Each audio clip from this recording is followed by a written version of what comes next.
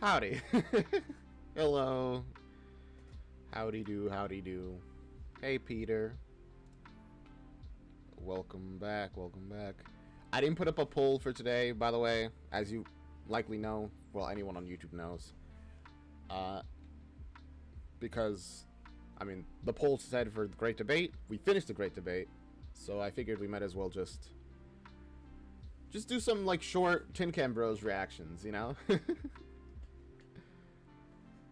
At least that was my thought process. Some like just Tin Can Bros short films that were recommended. Okay, things get set up. Love Tin. Yeah, I like Tin Can Bros as well. Their content is always so good. Oh wait, no, we're good. Panicked for a moment. For something, but it's all right. Okay, so not gonna spend too much time here, although I guess I can. Not all the reactions aren't gonna be super long, but still, whatever. Let's just jump into it. There's some recommendations. I got like 2 that I'm gonna jump into, but after that, I don't know. You guys can share what you guys want me to react to. You should check out their show. We didn't plan to kill our guest at some point. Perfect. I'll add that to the list. By the way, I've been saying that I have a list for like months now, but I didn't have a list. I was lying. But I do have a list now that I actually write down these suggestions on. And that's not a lie, I swear. Forgive me. So, our first couple of recommendations was Idol Worship and Oral Fixation. Both are like 15 minutes. Both are interesting titles. Turn off that background music. Do a little bit of an intro, I guess. You know, like, you haven't seen them? All right, I guess we'll have to experience them together. Do remember to check out the original, though. You know, always got to give them that love and support. Hello, YouTube. I'm Redakai Core, and today I'm going to be reacting to some Tin Can Bros shorts. Yay! It's very fun. I'm doing the reactions live on Twitch, which you can join at Redakai Core or twitch.tv/Redakai. I think that's it. Check us out there. Check out the original. It's down in the description if you're watching this on YouTube. Chat saying hi. And I'll see you guys. And I hope you guys will enjoy this. I'll edit out all these mistakes. Don't worry about it. So let's just jump into this. We're going to be reacting first to... we're going to be reacting first to Oral Fixation. I don't really know what to expect. It's Tin Can Bro, though, so... To be honest, it's probably going to be good. Also, this is hashtag IKEA Detective. Which throws me off even more than anything else. Alright, so do we start? Or Dude, is it we're just recording, my dude. Now? We're fucking recording. Okay, Oh, hello. podcast. Ooh, Hi. Is anybody There, even Radio alive out Yeah, there? man. It's me, Sebastian Winston Freckle, and I am here with my friend and co-star, the dashingly handsome Paxton Turner. Hello. Hey, now I know what you guys are thinking. You, of course, remember us as the investigative duo from the hit CBS procedural IKEA Detective, solving cases through our unconventional... Okay, I now understand what our situation is. I was, like, puzzling what was happening. So this is, like, an in-universe podcast about an in-universe show. IKEA Detectives, and I guess one of them is going to be called Oral Fixation. ability to interrogate IKEA. Also, oral as in aura, not oral as in smell, like olfactory. And, you know, we were co-stars for a full 7 seasons of that show, but did any of you know that we're actual real-life best friends? Yeah. Oh, thank you. The subtitles are auto-generated, so... I hope that's fine. We met in the lobby after our screen test, and, you know, the rest is history. I mean, I hang out with this guy all the time. Yeah, especially since the show went off the air. And dang, do we just love reminiscing about our time on that show? The on-set hijinks. I think that's one of my favorite things when it comes to, like, actors. Like, yeah, it's fine when they're You know, they're all, it's just their job. But when they are actually friends outside of the of their shows, when they are also friends in the shows, I think that's always great. All that behind the scenes drama. But then we realized, oh my gosh, we've never actually watched a single episode of the show. So Oh. when iHeartRadio pitched us this idea to do a rewatch podcast, that's when we I think that's actually pretty common. Like, I do not really rewatch my content outside of like when I'm editing a video, and even then, when I upload the edited video, I don't really watch the video because I edited it. I already know pretty much everything that happens, all the gags that I've like slipped in. So it's just like whatever. Huh. But I mean, it's I would no, I guess yeah, it makes sense. A lot of actors don't really watch their stuff either. had this incredible idea to do a podcast where we rewatch the show. Join us as we recap all 151 episodes of the IKEA Oh, wow. Detectives, share stories from our days in that home design It was a pretty decently like long show then. haven, and just shoot the shit from our own unique personal points of view. Yeah, that's right. And guys, honestly, we are throwing out the assembly instructions, okay? This is going to be no punches pulled, no holds barred. So listen and subscribe at the Meatball Men. Yeah. What's up, Blue Baggers? Keisha Beverly La Cienega here. And I'm Sally Hi. Ball. Hello. But you probably know us better as forensic specialist Dr. Mom and Agent Curtains from the hit CBS procedural IKEA Detective. But Okay, so there's multiple podcasts about IKEA Detective. That's why the hashtag at the end. Okay. Wait, what is the show about? IKEA. Okay, so obviously IKEA. They solve like crimes at IKEA. They find the people who get lost in IKEA. The IKEA ladies. did you know we are actual real life best friends? As the only two women in the cast, we Oh, have just like the other two people. been inseparable on this amazing IKEA detective journey. We literally text each other every single day since the show went off the air. Oh wow. Which is when we had this crazy idea to do a rewatch podcast. As I mean, it sounds like people have made very good bonds on the show. recurring guest stars, we have more than a few stories about on-set goofs, celebrity cameos, and even a little drama. So join us as we recap IKEA Detective, pull back the curtain on Hollywood happenings, and spill the This is kind of exactly like the other show, Meatball Men, real tea with us only or as podcast, I guess. we can. You know what I'm talking about, Keish. Get ready to unpack all that and more on our new show, IKEA Ladies. Subscribe now on Spotify, Apple Podcasts, Or wherever you get your podcasts. I think this would be a pretty cool show, though. Imagine watching both of them and just having them tell the same story, but from completely different perspectives. That'd be kind of cool. This is a HeadGum original. Daisy, shut Oh, the door. hi. I'm potting in here. Hi, everyone. So, Don't call it potting. That sounds either like you're using the bathrooms, or I guess I don't know. You're going to one of those pod hotels in like Japan, where it's just like a small little pod that's only really enough space for you to sleep in, which is too small for my claustrophobic self. Actually, no, it's perfectly small for me. I really like small spaces. Claustrophobia feels comfortable. Let me just move on. I'm sorry. oh, a few people from the IKD Facebook fan group have been saying that I should start my own podcast.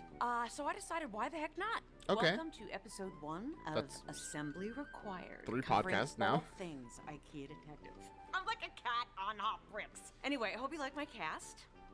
And my name is A Ellen. cat on hot brick. Okay. Or should I say my name?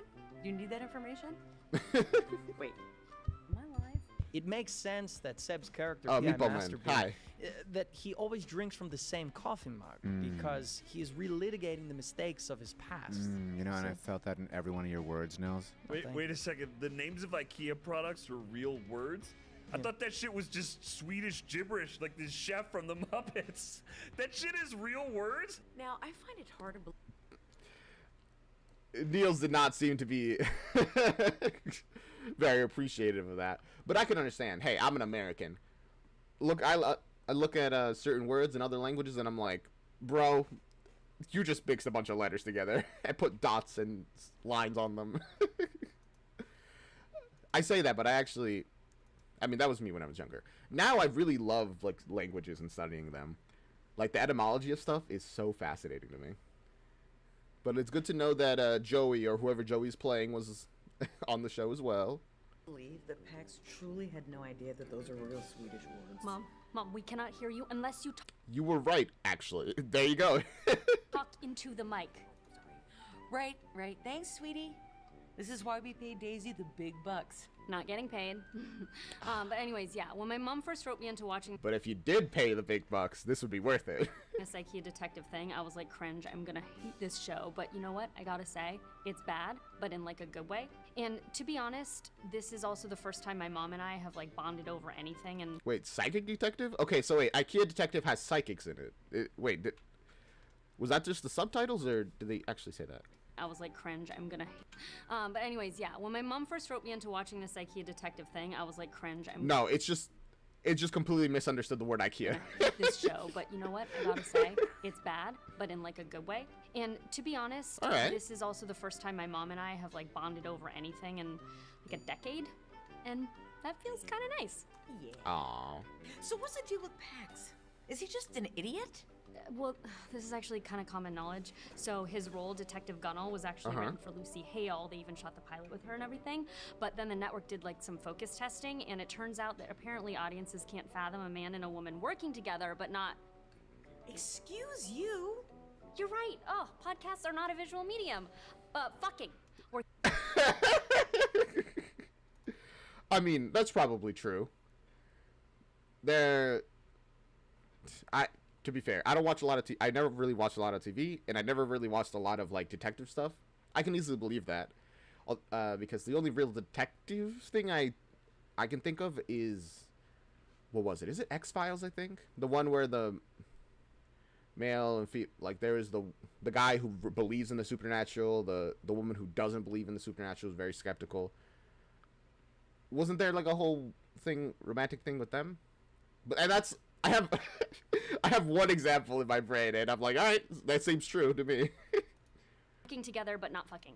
There was such a depth to the material. I just really wanted to honor, the emotional journey of every single character. And oh, that's what you love about Spies Are Forever? I like that as well. That, the song where they reveal that I forget our male protagonist's name. No, he's Kurt Mega, like the real Kurt Mega. Sorry. Where they reveal that Kurt is like gay. It's such a good thing.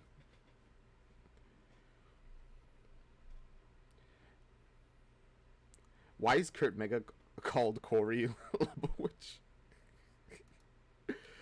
That's a good question. I don't know. Gunnell's team, in contrast to how we shot the talking furniture. Now, Corey, while we have you, I would be remiss not to mention the tragedy that happened during production on episode 604. I'm sorry, talking furniture? What kind of detective show was this? Alice in Smallland, when the boom operator tripped over the Kirkeskald and was paralyzed from the neck down. That was one of the darkest days I have ever had on set. I mean, it was probably one of the darkest days for them as well. Wait, also, did you say episode 604? Smallland tragedy that happened during production on episode 604. I thought there was only 150 episodes.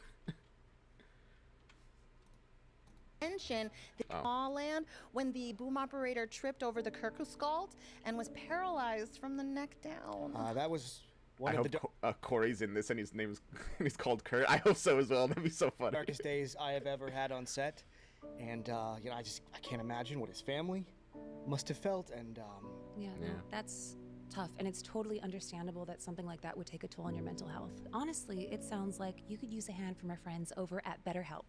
After completing a short online survey, their specialist will pair you with a licensed therapist, whether you're dealing with anxiety. That ad transition is crazy. I don't think it's an actual ad, but wow, some videos really do feel like that. Most of the videos I watch aren't like that, but sometimes you find a video and the transition is like, bro, this is not the time to chill. Woo! Depression or MeUndies. They're the best briefs I've ever owned. Dude, same. And listen, I work Yeah. out a lot. Yeah, me too. No, I mean like a lot.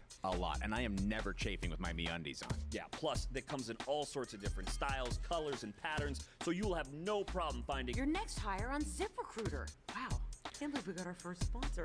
ZipRecruiter. You know what? All the power to them. They gotta make that bag, all right? Which is why I would love to thank my first. Just kidding. I don't have any sponsors. But that would have been a crazy transition. Helps you Try the McRib. Back for a limited time only at McDonald's. I'm loving it. Oh, dang it, that's a good one. I should have said that we were sponsored by Red Vines.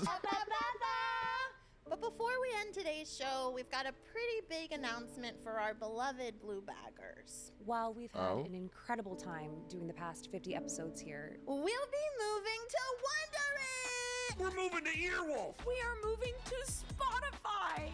That's the only one that I've heard of. Spotify, okay, it's like, got it. What, Wondery, Earworm, how many podcast, like, apps are there?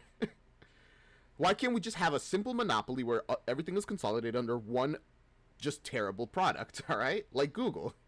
Awful product, everybody uses it. Makes it everything easier.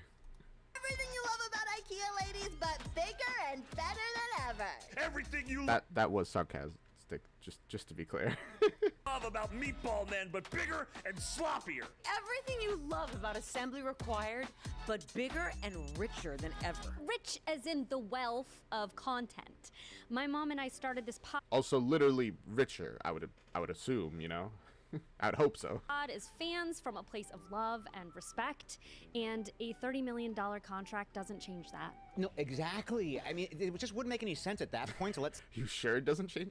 Wait a second. What are you doing here? You're on the other podcast. Sally's character out of the lab to start doing, like, some sleuthing? actually, I think I was actually demoted to an under 5 co-star for that episode, and I think I lost my health insurance. Oh, wow, that's really cool. Amazing. Awesome. I Nice. think this is a great natural point Ouch. That kind of sucks. to make our little announcement. As...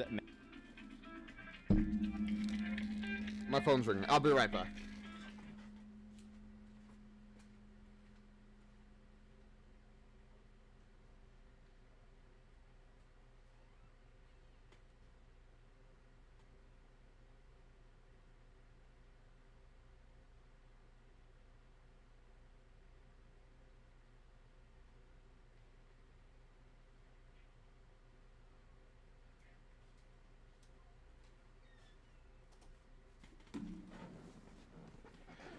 Oh, sorry. This is really random, but did you know that the Babes from Headless have a spin-off? I have to check that out. That's so funny. Oh my goodness. Many of you know who listen to our separate and non-competing pods. Keisha and I met on IKEA Detective. But did you Separate and non-competing, which is why they're on different apps, I'm guessing. know that we are also actual real-life best friends? Welcome to Woman and Man Are you all best friends, but only like in front of the camera? Also, what a new podcast. Talking. And thank you to the mysterious Breakmaster Cylinder for that bitchin' theme song. Only 2 eps in, and I'm already feeling so #blessed by the response from all of you. Speaking of Okay. which, Keish, you left us on a huge cliffhanger last episode. Who was that mysterious dinner guest at your holiday party who would not stop farting? Priyanka Chopra Jonas. Okay, is this what like celebrity podcasts are actually like? They just milk it as much as possible. They cross over. They make new podcasts. Like, I don't really listen to podcasts. Is this what it's like? Because it's getting a little overwhelming already. Woman and Men Talking is definitely a podcast name. I feel like that's the kind of podcast, like, just based off that title, if I had no information, I would assume that it's like a podcast where you like put them against each other, where it's like ask a question that, like, I don't know, men and women would traditionally disagree on and have them just argue. That's the vibe that name gives me without any context. of course, it's about IKEA Detective. Except they're not talking about IKEA Detective. Wait, is it about IKEA Detective? Oh, damn! Well, I'm never gonna let her live that down. Now let's welcome our guest, First Lady Michelle Obama. So in case you missed it, my What? former Michelle Obama. Oh, they're getting political now, of course. co-host Seb Winston Freckle, super beta name by the way, has gone woke, and as a result, has also gone broke. But that's all right. Oh boy. That's the internet pipeline. You either go extreme left, extreme right, extreme something, but whatever gets the views coming in. By My me, goodness. because the righteous producers at the Freedom of Speech Podcast Network saw what I had to offer, and they shooted their shot. Okay. Bullseye. You see, I've spent a lot of time around the Hollywood elite. I know what makes them tick. I know what makes them squirm. Yeah, I'm sure, man. I know their secrets. And I'll tell you something else. It's high time people listen to what I have to say. Free from consequence. Free from sponsors. And what do you have to say? That don't represent my lifestyle. It's time we start getting to the bottom of things. With me, Paxton Turner Cade. But first, have y'all heard about brain juice? Hey, y'all. Real disappointed to be Okay. making this announcement, but with Paxton's recent behavior on social media, we're going to be taking a temporary hiatus from making the Meatball Men. But Paxton is All just. right. What has Paxton done? What did he say? A slur? Who hasn't at this point? So charming. Mom, two things cannot be true at the same time. He's canceled. You're out! Hey, Boo Beggarinos. While Keisha Wait, what do you mean two things can't be true at the same time? Oh, I'm sorry. You have to choose a side. There is no middle ground anymore. is away on tour, I'm going to be flying solo. And I know the biggest question on everyone's mind is, how can Sally handle hosting the show by herself when she has never been the lead of anything before in her entire life? Which is why I'd like to introduce today's special guest, I think she has a chip on her shoulder. Michelle! Oh, hi, Michelle. Season 2's Best Boy Grip. All right, Sioux Falls, make some noise for the production designer of At least Woman and Man Talking is doing pretty well. That's nice. Both of the podcasts that both of them left behind are kind of collapsing in on themselves, but these two are doing pretty well. IKEA Detective Alice Beer. Whoa. So you might know Hi. the three of us as coworkers, but did you know that we're Can I guess? Were you guys also best friends? It's just a wild out there guess. I don't know, maybe. also real-life best friends? Big announcement, nuts and bolts. As the most knowledgeable people about the whole IKEA Detective universe, we have officially been hired to create the new IKEA Detective spin-off series streaming next fall on Flim Flam Plus. Sherry? Yeah, Flim Flam. That's the most, like... Everybody knows Flim Flam. I guess. I don't know. From Sheboygan writes, hey IKEA ladies, are you going to be on the IKEA Detective spin-off? Oh, she's back. Heard anything from my reps? I also have no idea, and I pardon my bluntness, but like I have no idea what even the point of that would be. But I wish the new creators well. Oh, no, totally. We wish them so well. So well. So well. Apologies for Do you guys wish them well? the limited pod releases lately, but we are ecstatic To finally reveal some info Ooh, I'm about so the happy. spin-off.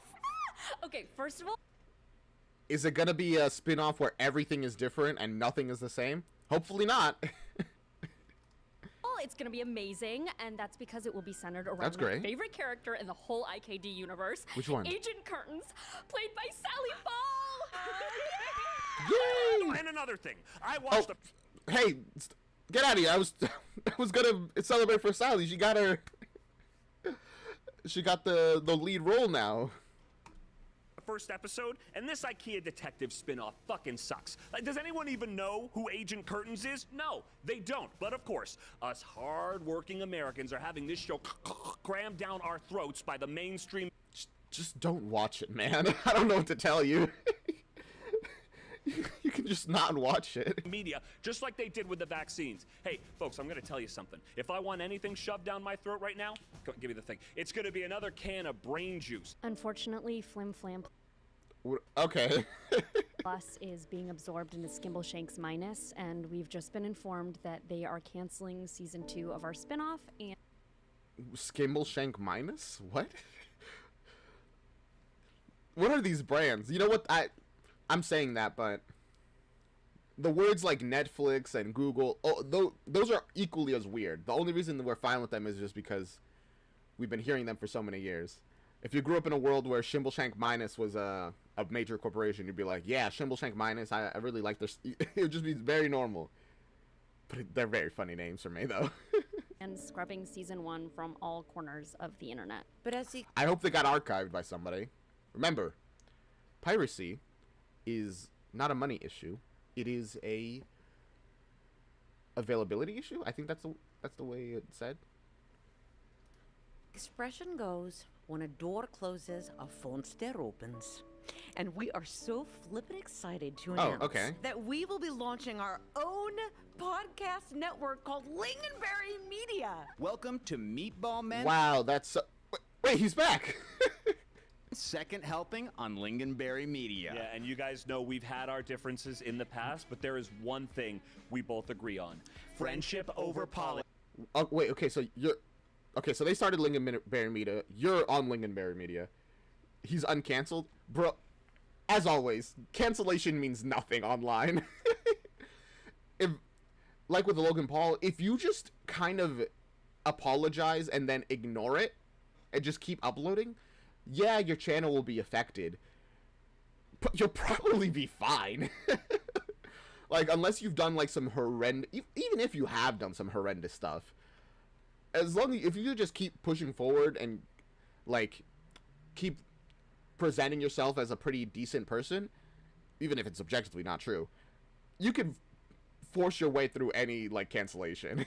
Politics every time. Seb can blow it out of his ass, okay? Two things can be true at once. I can still exercise my truth in a forum that is literally reaching across the aisle while acknowledging that the woke mind virus is just good for business, okay? Oh no, okay, he's still canceled, but he's just ignoring it, I guess. And I don't think that makes me a traitor to the red, white, and blue. How about you, boss? Pax, as a red-blooded Midwestern woman... Oh, you're the boss, of course. I couldn't agree more. And that's why we wanted to renew your show to our network. That's pretty hot. It quickly became obvious that Eleanor and Daisy were as green as the room Drawing the curtain, she made a book. in outdoor decking. Unlike me, they were not equipped to lead this project. Oh, that's the first chapter of Sally's new book, Drawing the Curtains. My life as a television forensic scientist. Available... I'll be honest, I feel like I'm being just advertised to constantly on this. Like subtly and like overtly. Which, I mean, yeah, that's pretty accurate. October 18th. I love the show. Yeah. No, I did. I loved the show, and I loved you in it. And how do you feel about your phone plan? Because I've been using... You didn't seem that interested in the show before, but I guess after it was successful, it's like, yeah, loved it. You're so good. And another ad. Mint Mobile, and let me tell you, those guys know how to deliver. If it's not Ryan Reynolds telling me it, I don't care about Mint Mobile. Farm fresh ingredients right to your door. Whether it's spicy fajitas bowls, or teriyaki pork luau bowls, or chicken pesto bowls, I'm excited to gamble on the big game, and it's completely legal. Oh my gosh, DraftKings. The gambling, it's endless. I mean, pretty much, there's a lot of money in the gambling sphere, so I guess it makes sense. And this is a at least semi-right-wing podcast, like, media group, Lingoberries, because like one of the owners of the company is on the side of like the Freedom Speech podcast. I guess when they're not on the same side technically, all of them. Well, no, they are. Politically, it doesn't matter. They're all on the same side of making money. And the politics is just whatever makes us money. we'll shout about the woke mind virus while also being like the right is so dumb, or like this show is great and we're actually best friends. As long as it makes us money, who cares? I guess. Sign up now for $50 and free DraftKings credits and be $50? Oh my goodness. More than just a fan. Become part of it as fast cars going around lap after lap after lap. These are actually some pretty big sponsors, by the way. Like NASCAR, like DraftKings.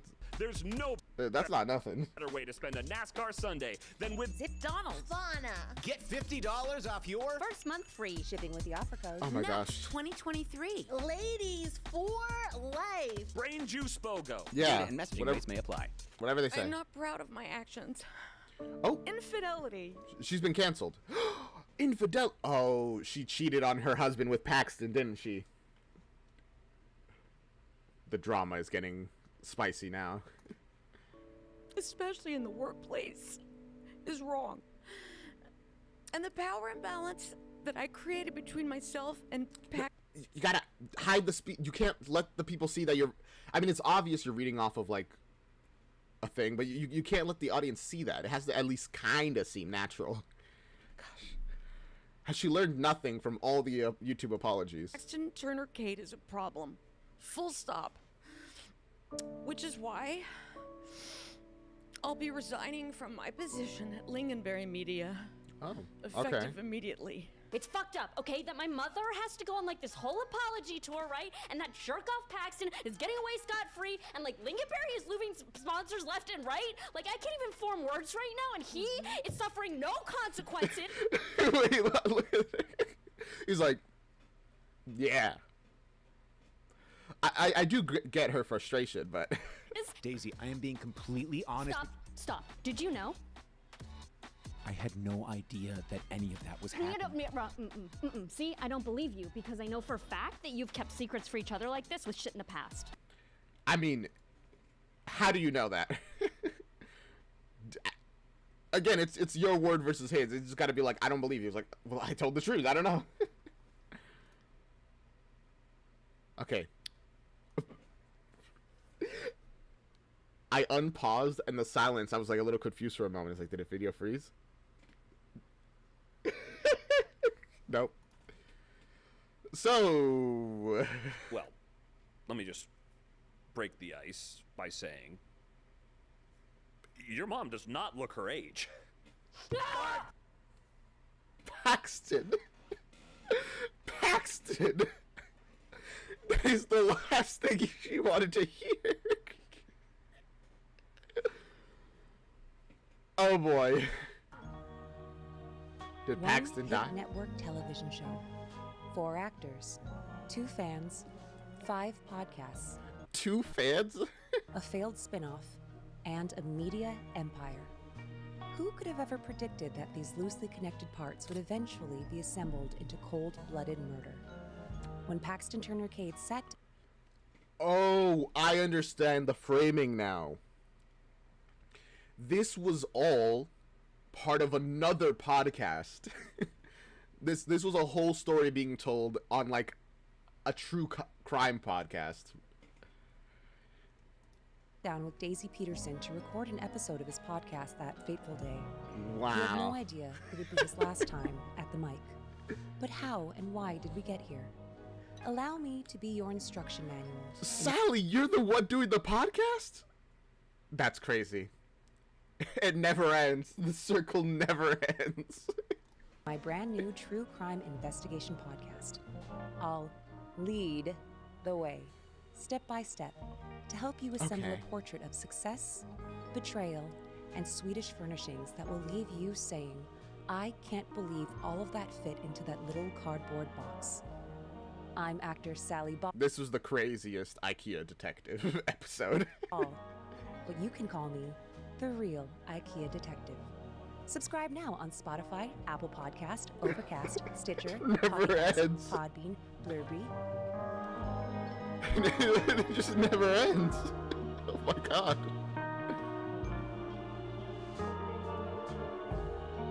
Well, that was just wonderful.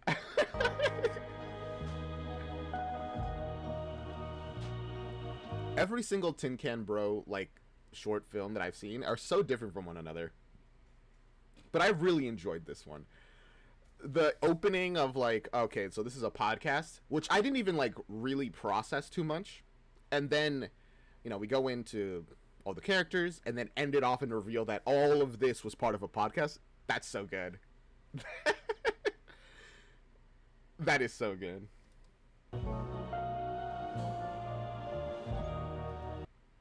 Oh yeah. Oh right, Peter, you said you were going to Spice Are Forever, right? Like the concert. That's pretty cool. The West End concert. Nice. Wow. I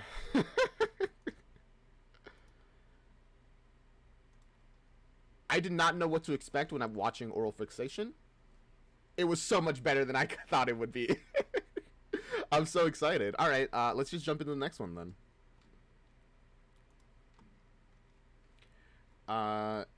So, next one is Idol Worship.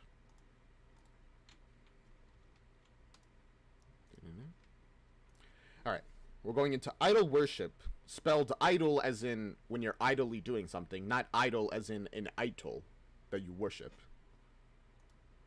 That's 2 for 2 on reactions from Tin Can Bros that we've had, which the titles are like a pun, essentially.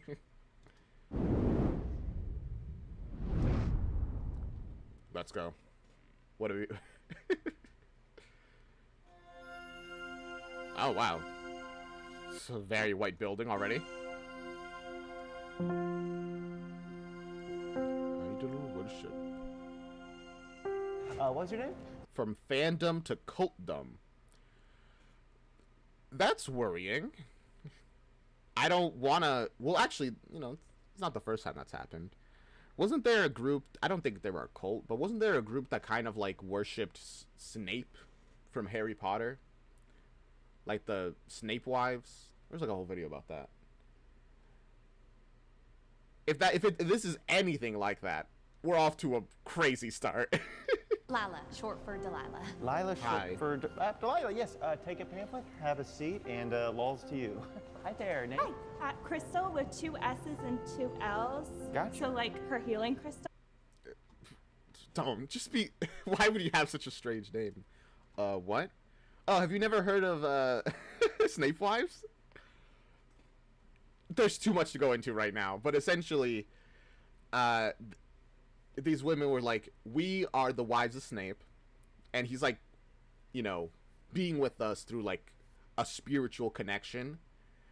And also the Harry Potter books are bad, and they've been written like incorrectly to make Snape the villain, even though he's like the god hero essentially. And it's supposed to be like a Bible, I guess. It's a whole thing.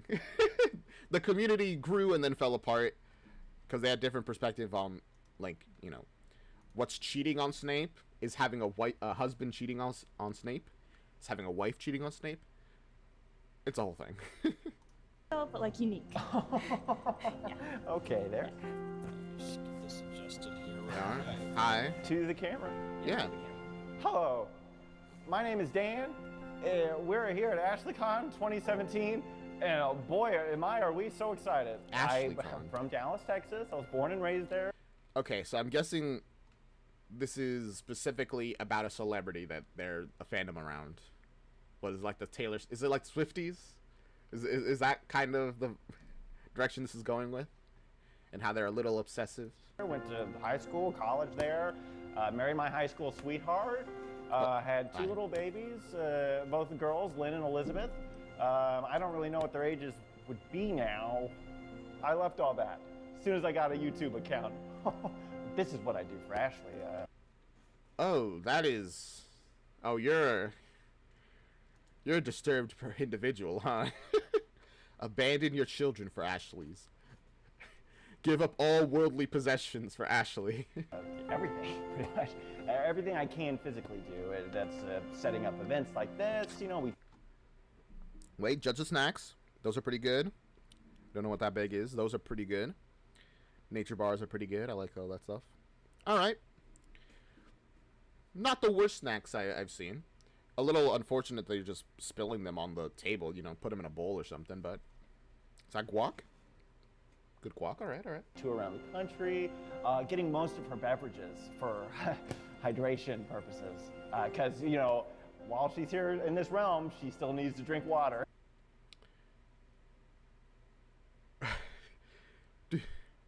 Do you think she's like a deity? Well, Ashley's different than other people online because I feel like a lot of people just make like vlogs or they like do pranks or they, you know, are just like doing challenge videos. Okay. But Ashley's making a difference. Like, she has changed my life. I follow her on Twitter. How? Any information on how she's changed your life? I would love to know. What kind of content does she make, you know? Is she a YouTube prankster? She certainly would be changing people's lives like that. I follow her on Instagram, and I follow her on Snapchat, and I follow her on Tumblr, and I follow her on Facebook. Well, I tried following her in real life, but I like couldn't find her. So I'm really excited to be here and actually meet her. I can't wait. All right, so she's about to start following her in real life. I was gonna be like, are you following her on Pinterest? Are you following her on GeoCities? Come on. How much of a real fan are you? Oh, that's all right. This is my daughter. Her name's Carol Ann, and she's real excited to be here. This is her first. I love dogs, but doggo moms, guys, come on. First Ashley event, but she watches all the videos with me. Deep down, I'm really hoping that she chooses me to maybe do some healing. I could use some healing in my life.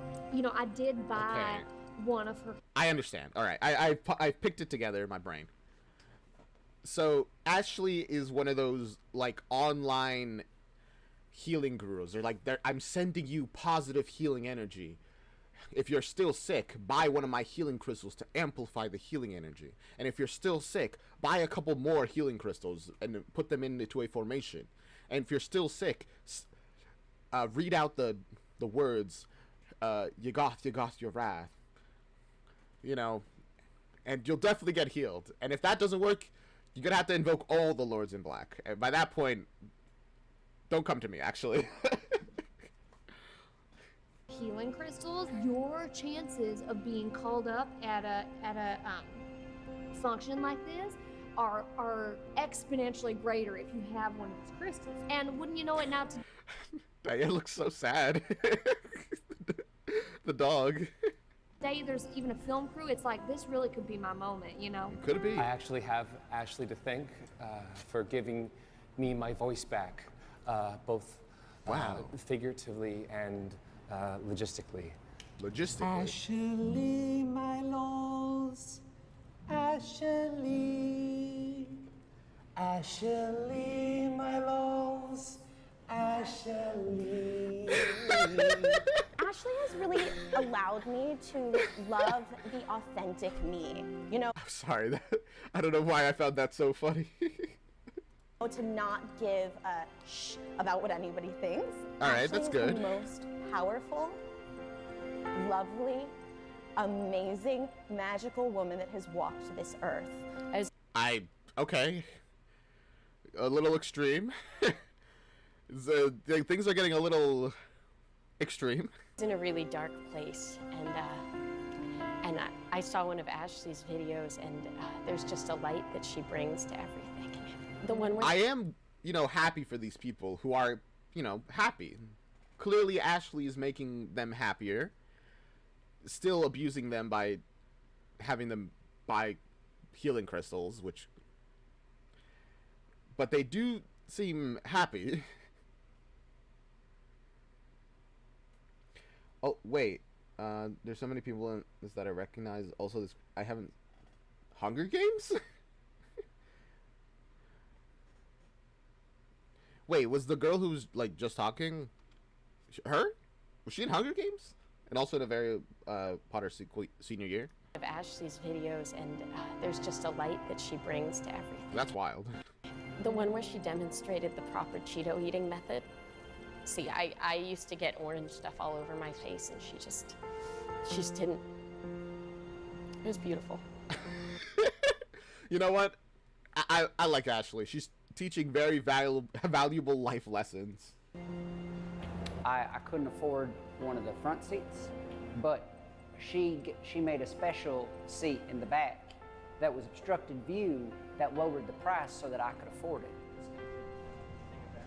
Ashley, I don't think she did that. I'm gonna be real with you, man.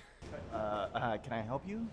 Yeah, we were told we could get some one-on-one time. I don't know anything about that, but Ashley's not ready to see anyone right now. Oh, all right. Ashley, hey, listen, we're the paparazzi. We just want to get a view of her. Later. Thank you, friend. Thank you, friend with the machine. Later. Okay. All right. Fine. It's so nice to be in a group that all has the same ideals. You know, you just click so fast. just like petting him. That's very cute. It's pretty special. The community. Yeah. That's the thing about these kinds of communities. We're untraditional, you know?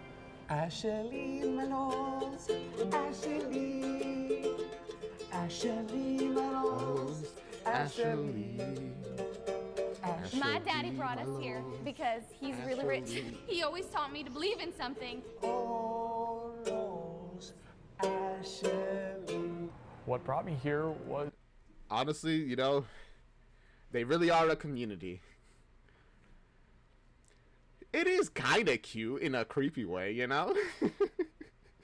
It's true love.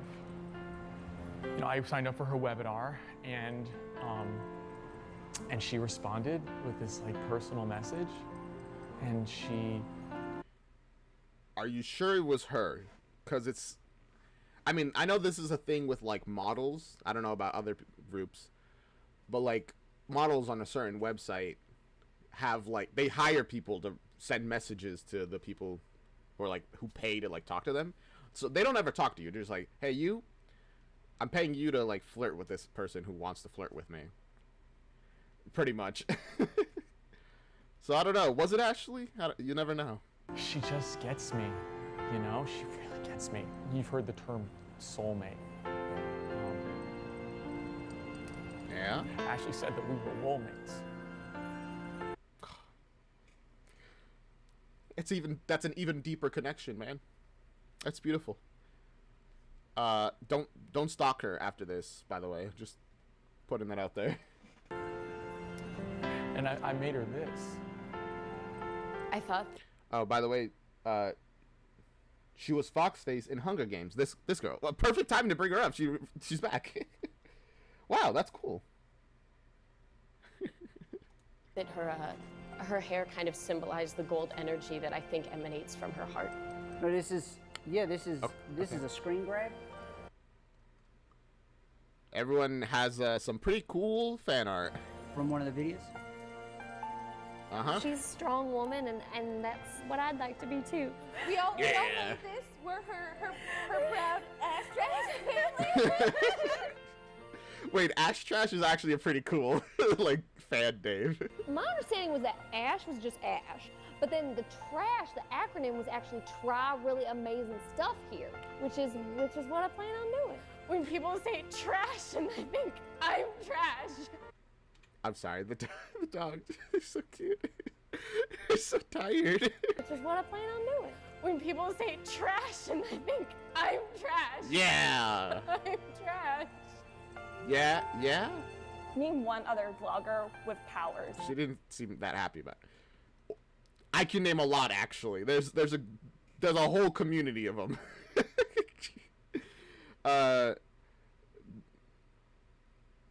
Yeah, let's move on.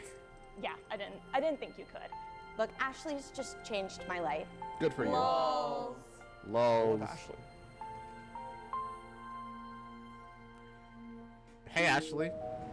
God, it was very hard to get this interview with you. I imagine. Oh, we finally get to hear. Let's get right into it. How did you start this movement, I suppose is the word? Great question. I was in Palm Springs one weekend, and some sand blew into my eyes, and I said to myself, open your eyes, Ashley. And I saw a demon standing in front of me. And I thought, okay. You know, I could be scared right now, or I can just look at my emotions as a passing thing. So I did, and then I just kind of like filmed myself saying those things, and I put it on YouTube. You jumped from... It's that easy, guys. If you're having some wild visions, just put them on YouTube. Be like, guys, I think I might be God. Having 4,000 subscribers to having 2.5 million subscribers in just a matter of months. Wow, You know, I like to think of YouTube that is some crazy like growth. as a vehicle for the word, the good word, if you will. I don't feel like a god all the time. I am like godlike. I mean, what does that mean? People. Wait, okay. Are you claiming to be a god, or are you not claiming to be a god? What is your position here? People need to like believe in something. You know what I mean? And I'm giving them something to believe in. That I actually agree. I don't know what it is. People really seem to want to believe in something, to have a faith. Maybe that's just a connection to wanting a higher purpose in general. So she is giving people that purpose. And honestly, like, you're welcome to them. I love the subtitles just have like random capitalized letters. Is that an ARG? Could we spell something out of that? I don't know. I'm not gonna investigate it. And honestly, like, you're We welcome got to them. OR there. You know what I mean? It's literally something to like believe in. You know what I mean? A lot of words being tossed No. around. Yeah. Yeah. Let me throw one into the ring. Okay. Cult.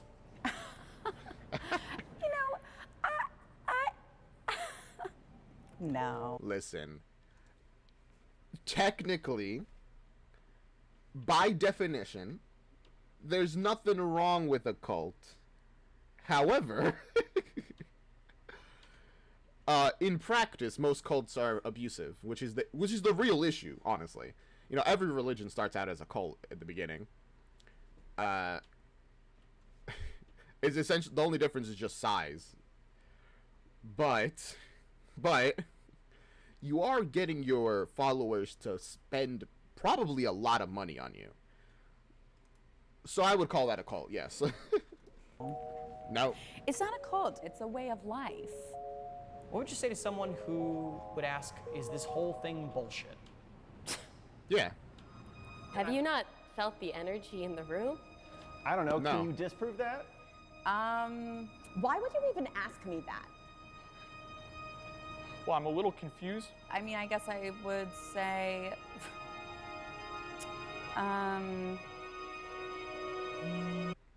The instant change in vibes. Oh, man. Yeah, that's what makes it very culty feeling. Of just, okay, somebody challenged your beliefs, and now you're getting all defensive. Hey, I'm religious. People question my beliefs all the time. That's fine. It's not anything I gotta fight about. But I feel like if you get this defensive, it's because you don't really believe in what you claim. Like in the back of your mind, you have the thought that this is dumb. This isn't true.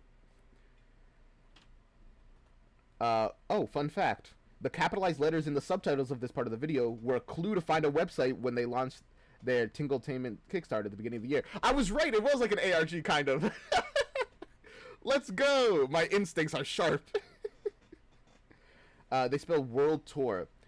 Oh, sweet. Yeah, I noticed. I missed the W, but I saw ORLD. Nice. They're gonna get Joey. It's fine. It's fine. I'm sure Joey will be okay. I'm so sorry. I have to take this. Ashley, please, listen, we've been trying to get this interview all day. Joe, okay? you're killing me. I literally have to take this. I literally have to. I know. Literally, it's one of those phrases. God. All right. Was she acting weird? Yes, objectively. Yeah. Oh. Mike's still on. Let's go. Wait, what? Oh my God! Come on, get the camera. Get the camera. Oh. This seems to not be super legal, but let's go. Let's go. No, it's completely out of control at this point. What am I supposed to do? Those idiot trash people are gonna know that I'm making it all up. And then what? And then what? I'm gonna be on the news? My face, I'm gonna be taken off YouTube? What? I mean, what? They could argue with you, but as long as you just say, no, I believe this is true, even if they catch you in some logical inconsistencies, it doesn't matter. Just be like, I guess I haven't gotten the revelation for that question yet. Simple. There you go. What's the consequence here, huh? What, their money is given back? No. Those idiots, they're just giving me free money at this point. Shit. Hi.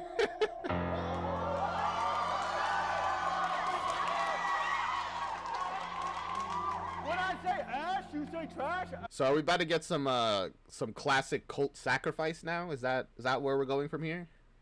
Because I mean, once you've stepped into the cult sacrifice kind of thing, everybody here is like, are you really gonna leave now? We've already killed a man, guys, and you're all part of this.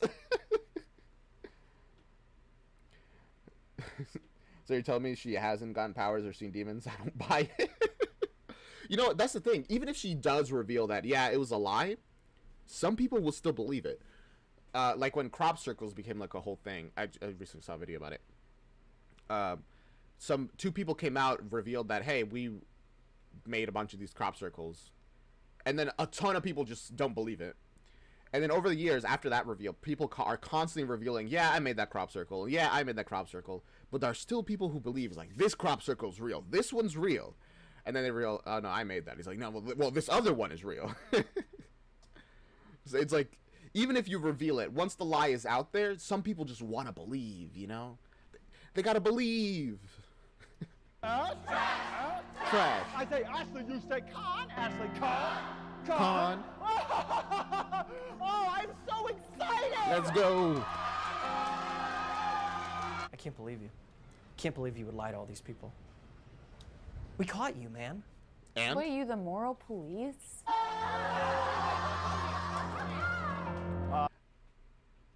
The thing is, can they even like get arrested for like scamming? Is this a scam? Kind of. You were lying to them. No. Yeah, it's a scam because you knowingly sold a product that you knew did not work. So that's what makes it a scam. So I guess, yeah, there is legal ramifications for this. First, there is some administrative stuff. You've been stringing them along for God knows how long, and you've been making them spend their money. I don't make them do anything. They're giving me money for my words. And also, hopefully, this is a single. I forget what the law is.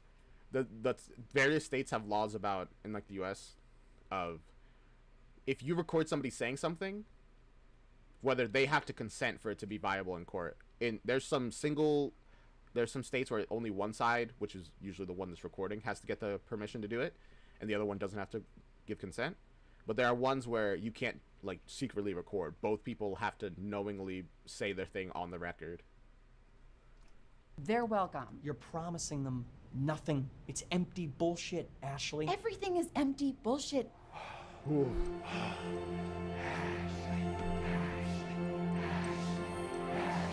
He's really hyping up the crowd. Ashley. You know what? I implore you to just go out there and just tell the truth, because who knows, man? It'll certainly make them feel better, and maybe it'll work in your favor as well. Come on, guys.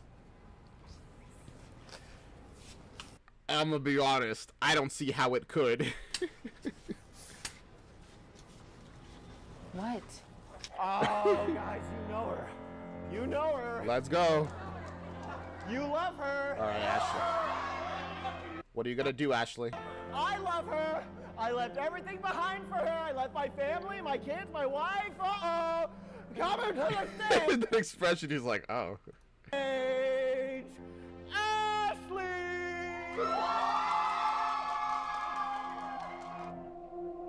Ashley.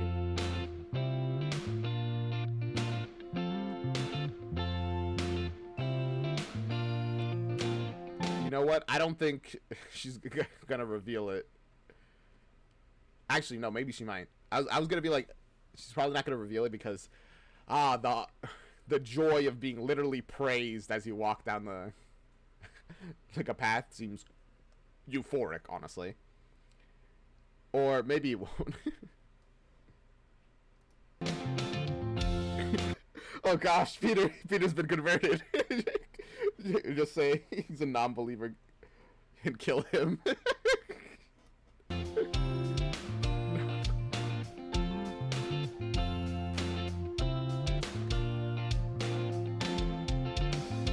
Yeah.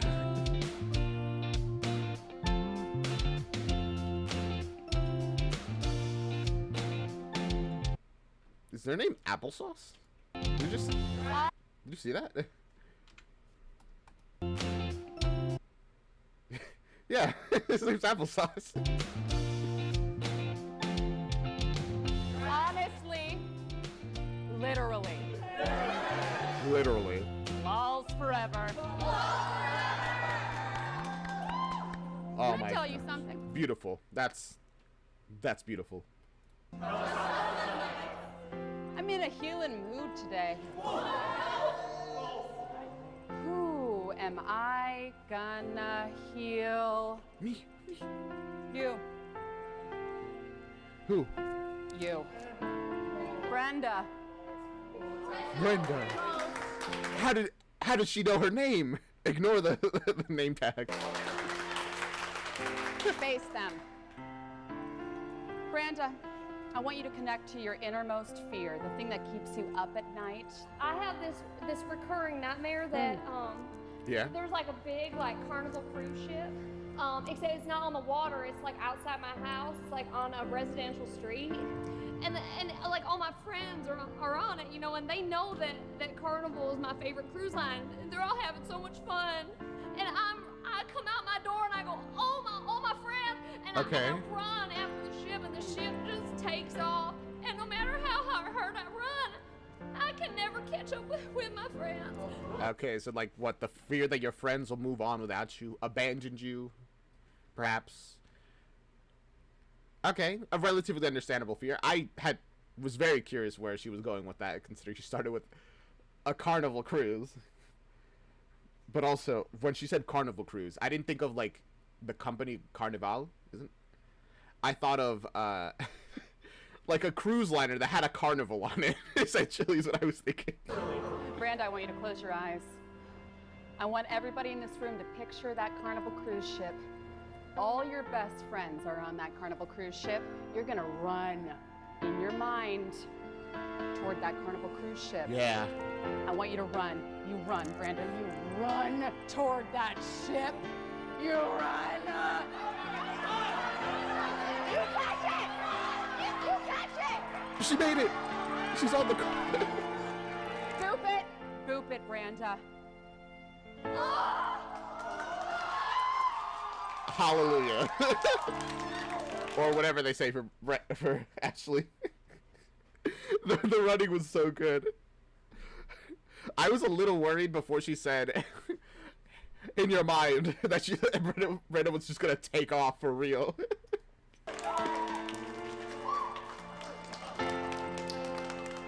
Clappers, Ashley.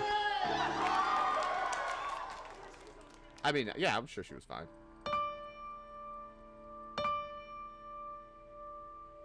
Oh?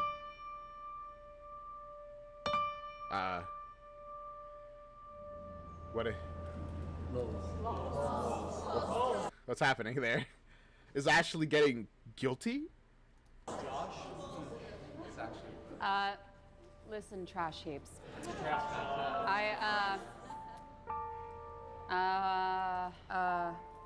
Joey. Listen, guys. The thing is, my vibes are being thrown off because we have a non-believer in here. Get him. I'm sorry, guys. Can I tell you something? What? Trash heaps, I'm a fraud. That is actually funny. No, it's not actually funny. It's not actually funny. Lols forever. I stole it from, that's not even my catchphrase. I stole it from my ex-roommate, Lisa. I've been stealing all of your money.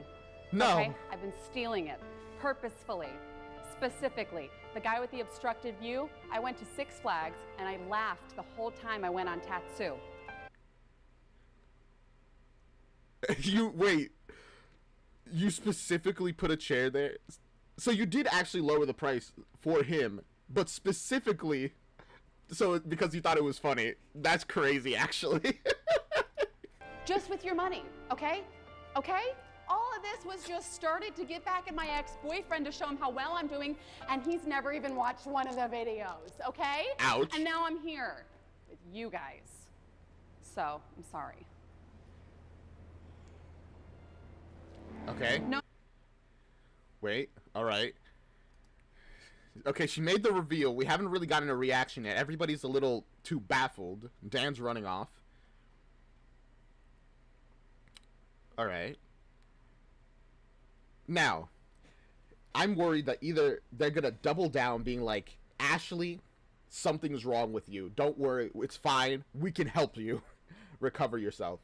Or they're going to be like, I'm going to kill you, Ashley. You ruined my life. Oh, no, Dan, come here. Don't do that, Dan. Don't fucking... Literally about to... Oh, gosh. Okay. This is a test. This is a test. There you go. Oh, whew. Guys, it's fine. As I'm literally telling you, people want to believe stuff. It doesn't... The facts don't matter. It doesn't matter if the source of the lies tells you they've been lying. If people want to believe, they will believe. No. It's a test. It's not a test. It is a test. No, it's not a test. Yeah, of course. Oh, Ashley. You know, she's powerful, man. She tests us. Every day, she's testing us.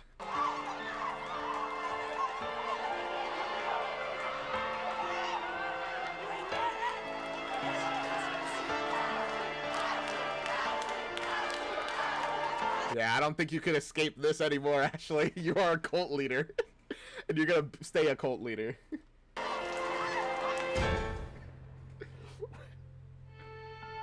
I knew she was legit. Oh gosh, Peter. Oh. It's kind of sad that she's sort of like trapped now into being this position. Is like, even if she wanted to back out, nobody believes that she's lying. At least none of her loyal followers, which is really the core audience and the problem. Womp womp, become a cult leader. L plus ratio. Oh man.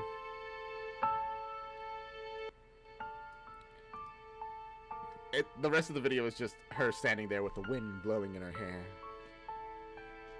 That was so funny.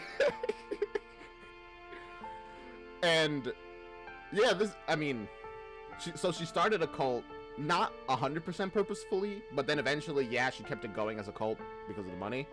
And now she's realizing, oh, I literally can't back out of this. This is my cult that I now have to run as my cult. That's wonderful.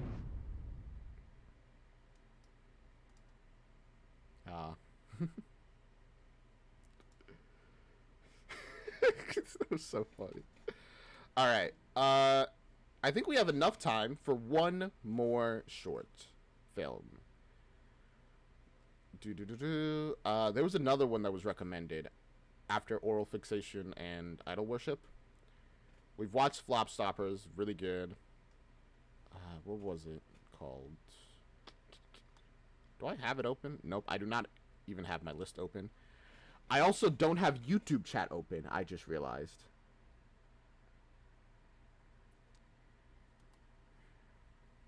Sorry about that, YouTube. At least not many people commented over there. What should I watch? I recommended We Didn't Mean to Kill Our Guest, but that's not sure. We probably don't have time. Yeah, give me a moment.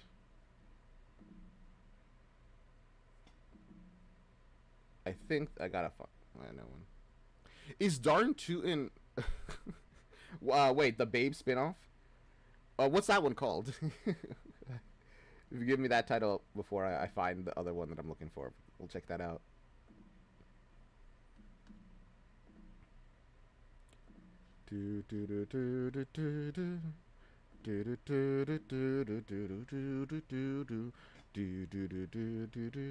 All right. The third one I found was The Hot Breakup. So we'll either watch that or the Babe series. All right, what do you guys think? So the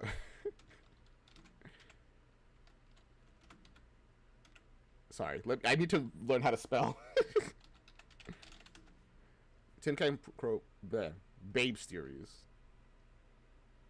Can I find that? Well, I didn't find it by looking it up.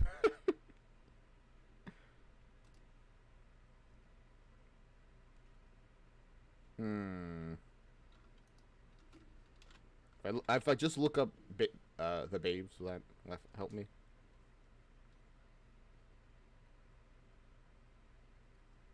Frozen tits? What? Yeah, I'm not. Oh, it's a ship. It's shipwrecked. Ah, I see. Well, today was a Tin Can Bros session, so we're gonna go with The Hot Breakup. Hopefully, it's not too much longer. It's only like 4 minutes. Also, oh boy.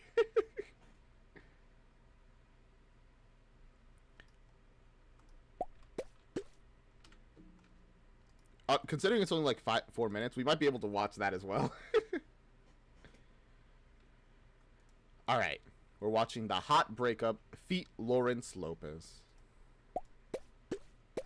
Boom. Well, did you break up with him? About to.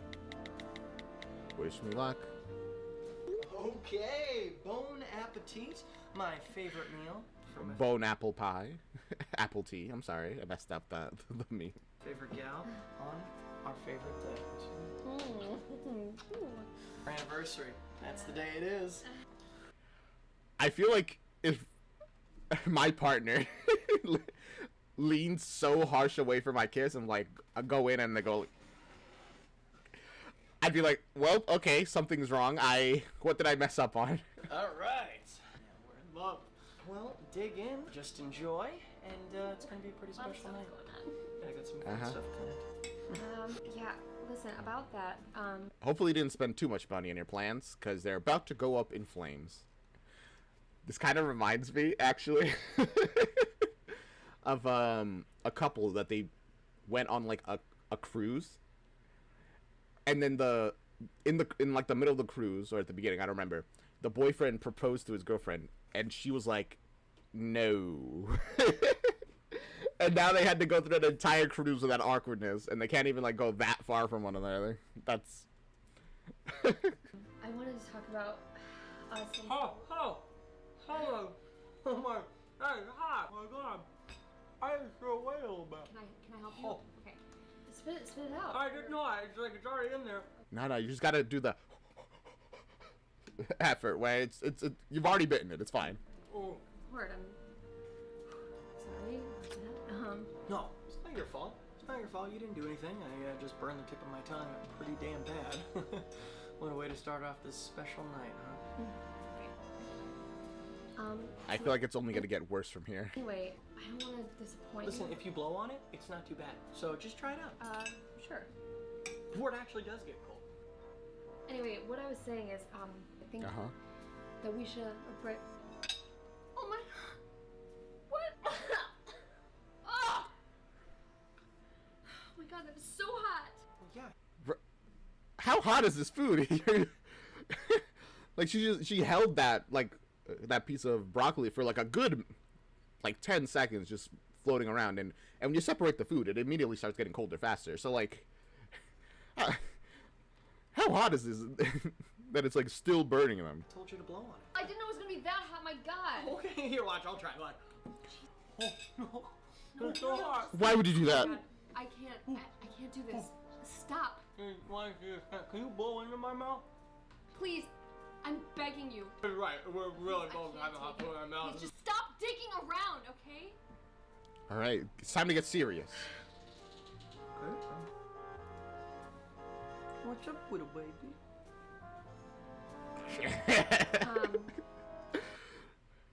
I don't think she likes the pet names. Listen, Yeah? I am so happy with how far our relationship has come. Me too. Uh-huh. Me too. Me too. But not where it's going. I think that we This is so awkward. Just like it's so awkward, honestly. Very good acting. But I feel like so like, oh gosh. Please just say it already. Just get to it. should.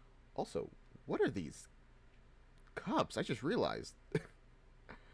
That is very interestingly shaped. It's like a jar on top of like interesting.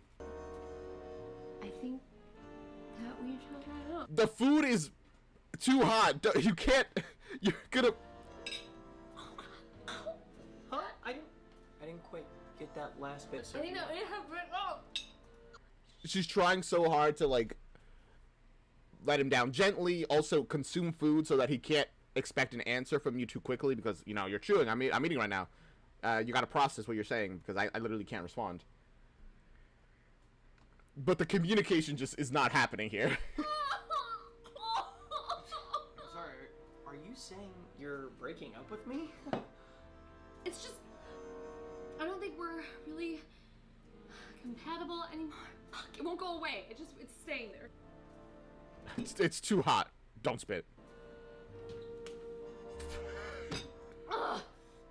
What the fuck is that? She literally has fried her tongue now. Why is it hot? It's mulled wine. The wine is hot? I thought it would be romantic. It's a holiday favorite. It's the middle of August. Jesus Christ, my mouth is on fire. All right, now I get it. Yeah, it's just that I'm too much of a nice guy, right? Why do they always go to that? Why do they always go to I'm too much of a nice guy? I don't understand. Oh my goodness. Why is it always I'm just too nice, huh? You just don't want to be with a nice guy like me. Like yes, there are women out there who break up with the nice, objectively nice guy for a much less nice person. But 99.9% of the time, if she's breaking up with you, it's not because of that. It's really not. Yeah, you moved to LA. I try to make it easy for you, make it a little bit nicer. That's not what this is about. You know that's... Nope. And it's just, yep, that's what it is. I am just too much of a nice guy. Why hasn't it cooled down yet, man? Are you crying?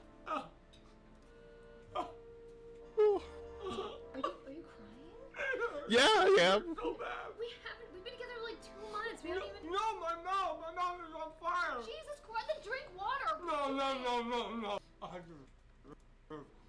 Oh, now he's punishing himself. No.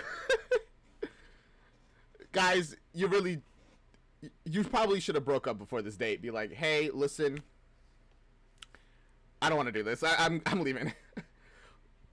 Also, this is like a 2-month anniversary date? I thought it was a little longer than that, at least like a year, you know? That's hot too. Please don't drink that.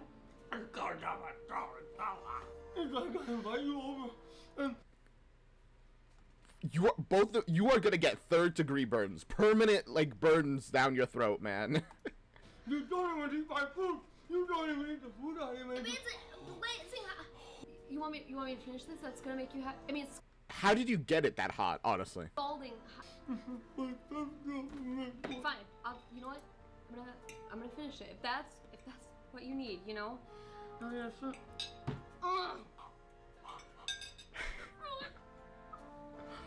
Guys, it sounds impressively, unreasonably hot. How did you even get it this hot?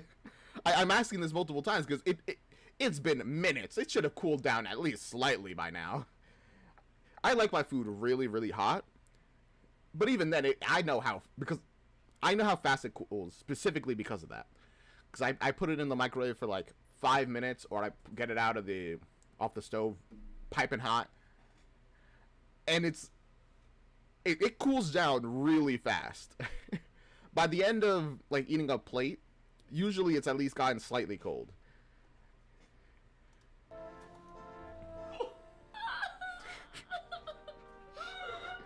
This is the worst breakup ever, man. That's awful.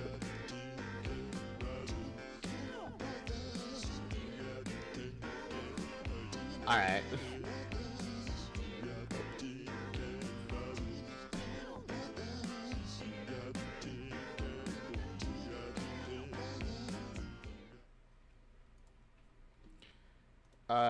So the final thing, apparently, I'll see how long the babes thing is. If it's not too long, we'll continue the stream a little bit to watch it.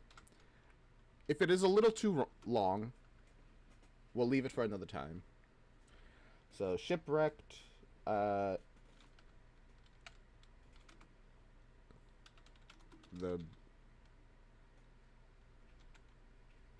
was it?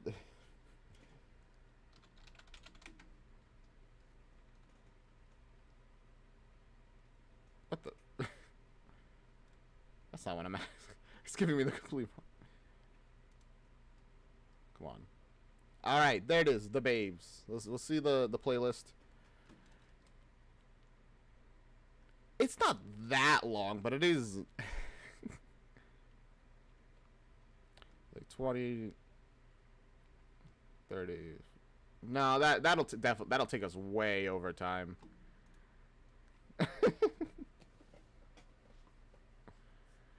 That'll definitely take us way over time. Womp womp. I think. How far are we on stream? It's only been an hour and like 22 minutes that I've been live. And the stream is going pretty well. Ah, whatever. Let's watch it. Maybe I'll regret it. Maybe I won't. So, we're pivoting the stream. Alright. Hello, YouTube. We're going to be reacting to the Unsolved Babestories. A headless spin-off focused on the babes. Let's go. Say hi to YouTube, chat, as I jump into this. So, Gravy Davy Crowbones. Is this a situation where every episode is from it's like the headless episodes, but from the perspective of the babes, what they're doing? Because if so, that's kind of awesome. The following show was filmed at Sleepy Hollow Public Access Studio. Deemed to be nonsense, it was archived immediately, never to be seen. No. Until now. Yay! I'm guessing it was deemed nonsense because of all the supernatural stuff that happened.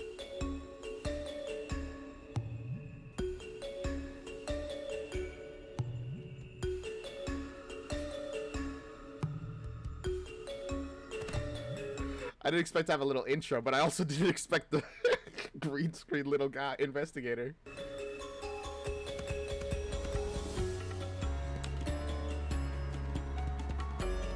Whoa. Conspiracies. Mermaids. Magic tricks.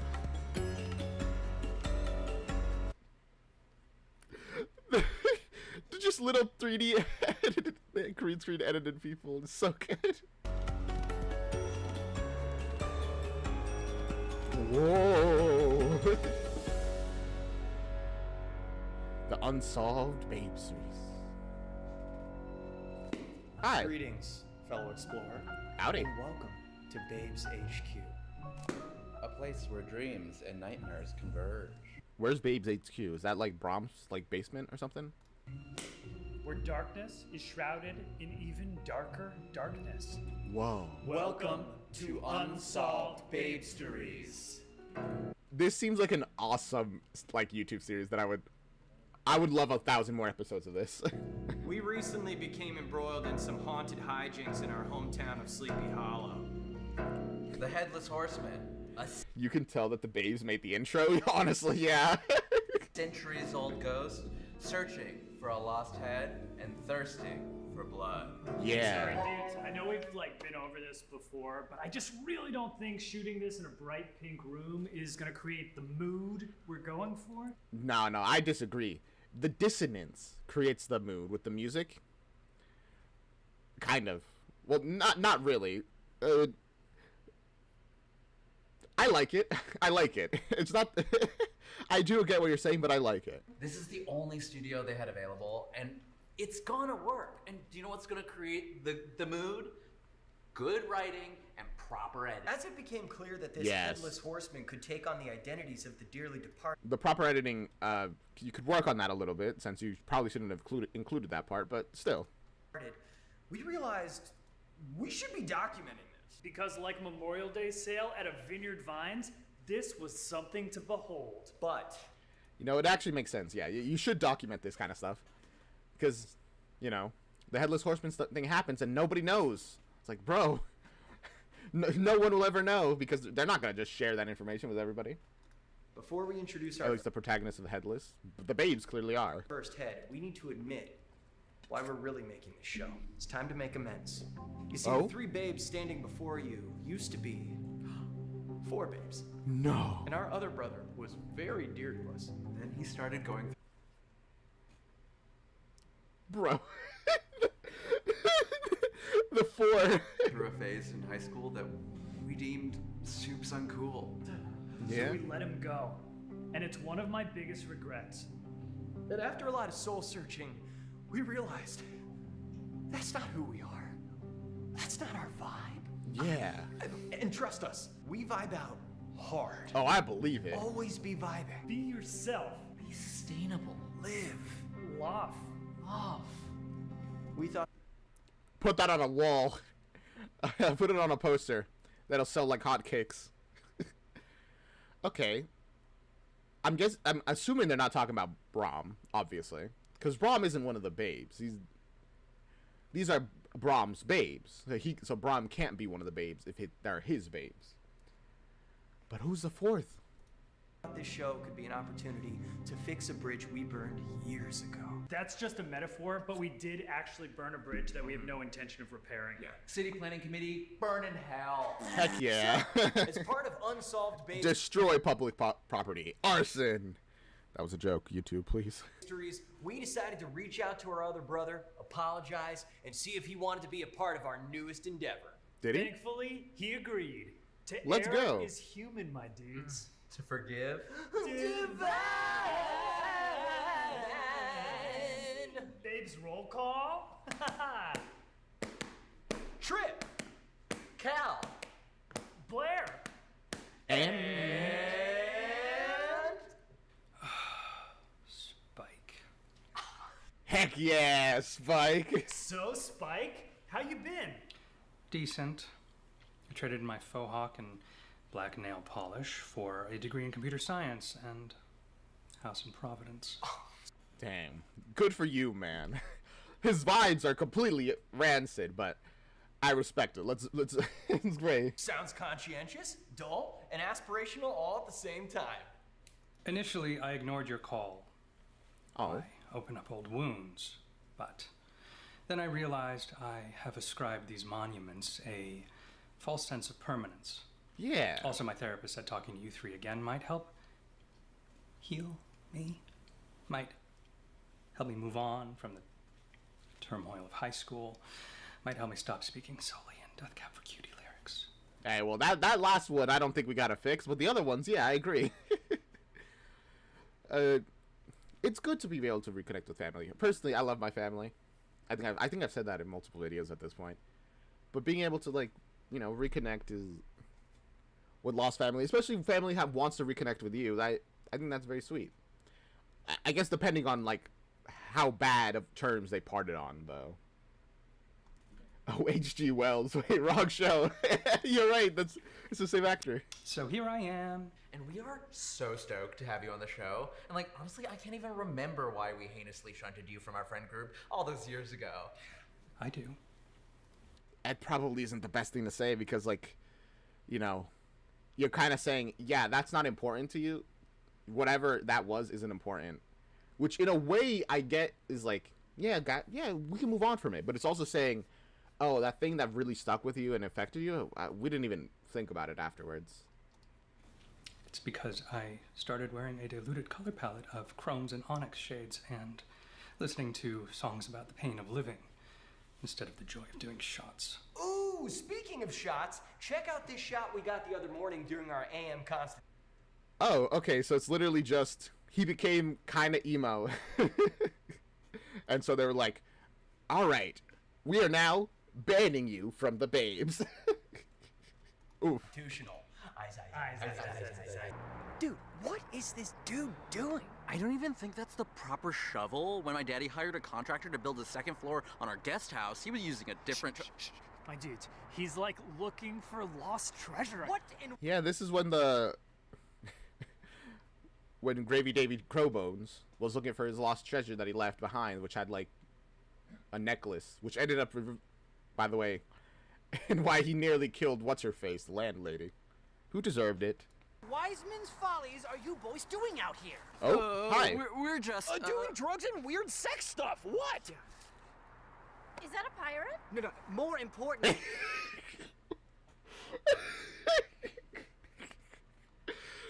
Why was that the lie you came up with? It's like, bro, don't bother. Just don't bother us. Don't worry about it. Also, thank you. Are you filming in portrait mode? What? Thank you so much. Yes, composition, mise en scene. These are the things that tell a good story. What? Dude, it's sideways. Oh, fantastic example. Yes. Oh, remember that scene where drunken Paul Giamatti stumbles into the phone booth and calls his ex-wife? Oh. No, bro, it's actually sideways. Yeah, because I don't think you can just change the orientation mid-video, right? You gotta like stop and then turn it around. But also, yes, please don't record it like this. What kind of freak are you? Why do so many people record like that? That's exactly the point. If you didn't have that sort of claustrophobia, that tangible environment, you would never feel the impact of the story. Yeah, I mean, I get what they're saying, and I do agree. You know, a scene where everything is like compressed and compact, and this camera seems to close in on a character. It's very good, but Dude, that movie not what they're talking about. is overrated. You ever watch the Superior Wine movie, Bottle Shack? How dare you? That is How a dare- pirate. And I think you found a treasure chest. Let's go. And Wait, no, that's when ignore the pirate. He entered stage left. To tell stories Hi. is the thread of life, and film beeth the yarn. To experience the joy of They're just so happy to be in front of a camera. making your own blanket that you may one day wrap about yourself in a warm cocoon of human experience. That's beautiful. What? To They're just being artsy, don't worry. help make our show, Eugene and Ramona Trousers invited themselves. And we brought with us our talent, our guidance, our direction, our charm, our winning smile. Hopefully the ability to use a camera in the proper orientation, that by itself would be great. Alright, that's all I want. Camera equipment crafty. And this boom mic. Welcome to the beginning of a beautiful partnership. The studio is perfect. I was just thinking that. The studio is faultless. Although it is The only person who disagrees. the good writing and proper editing that create the mood. That's what I'm saying. That was really fun. Okay. I see the vibe of what we're Now, going before with. we go, I think the audience wants to know. Cal, you're blonde? Yeah, this is my real hair. This is the real me. Oh, Normally really? I just wear a day wig, but I just feel so comfortable here at Babes HQ to like really be myself, you know? I'm proud of you, man. It's good that you can be yourself here. Honestly beautiful, and I think it's really cool that you're blonde now, like me. Man, maybe someday I'll feel comfortable enough to show you guys my real hair. What? You aren't even slightly blonde. What's... Huh? That'll be the day. Also, what do you mean your real hair? What's happening? Alright, whatever. Moving on to the next episode.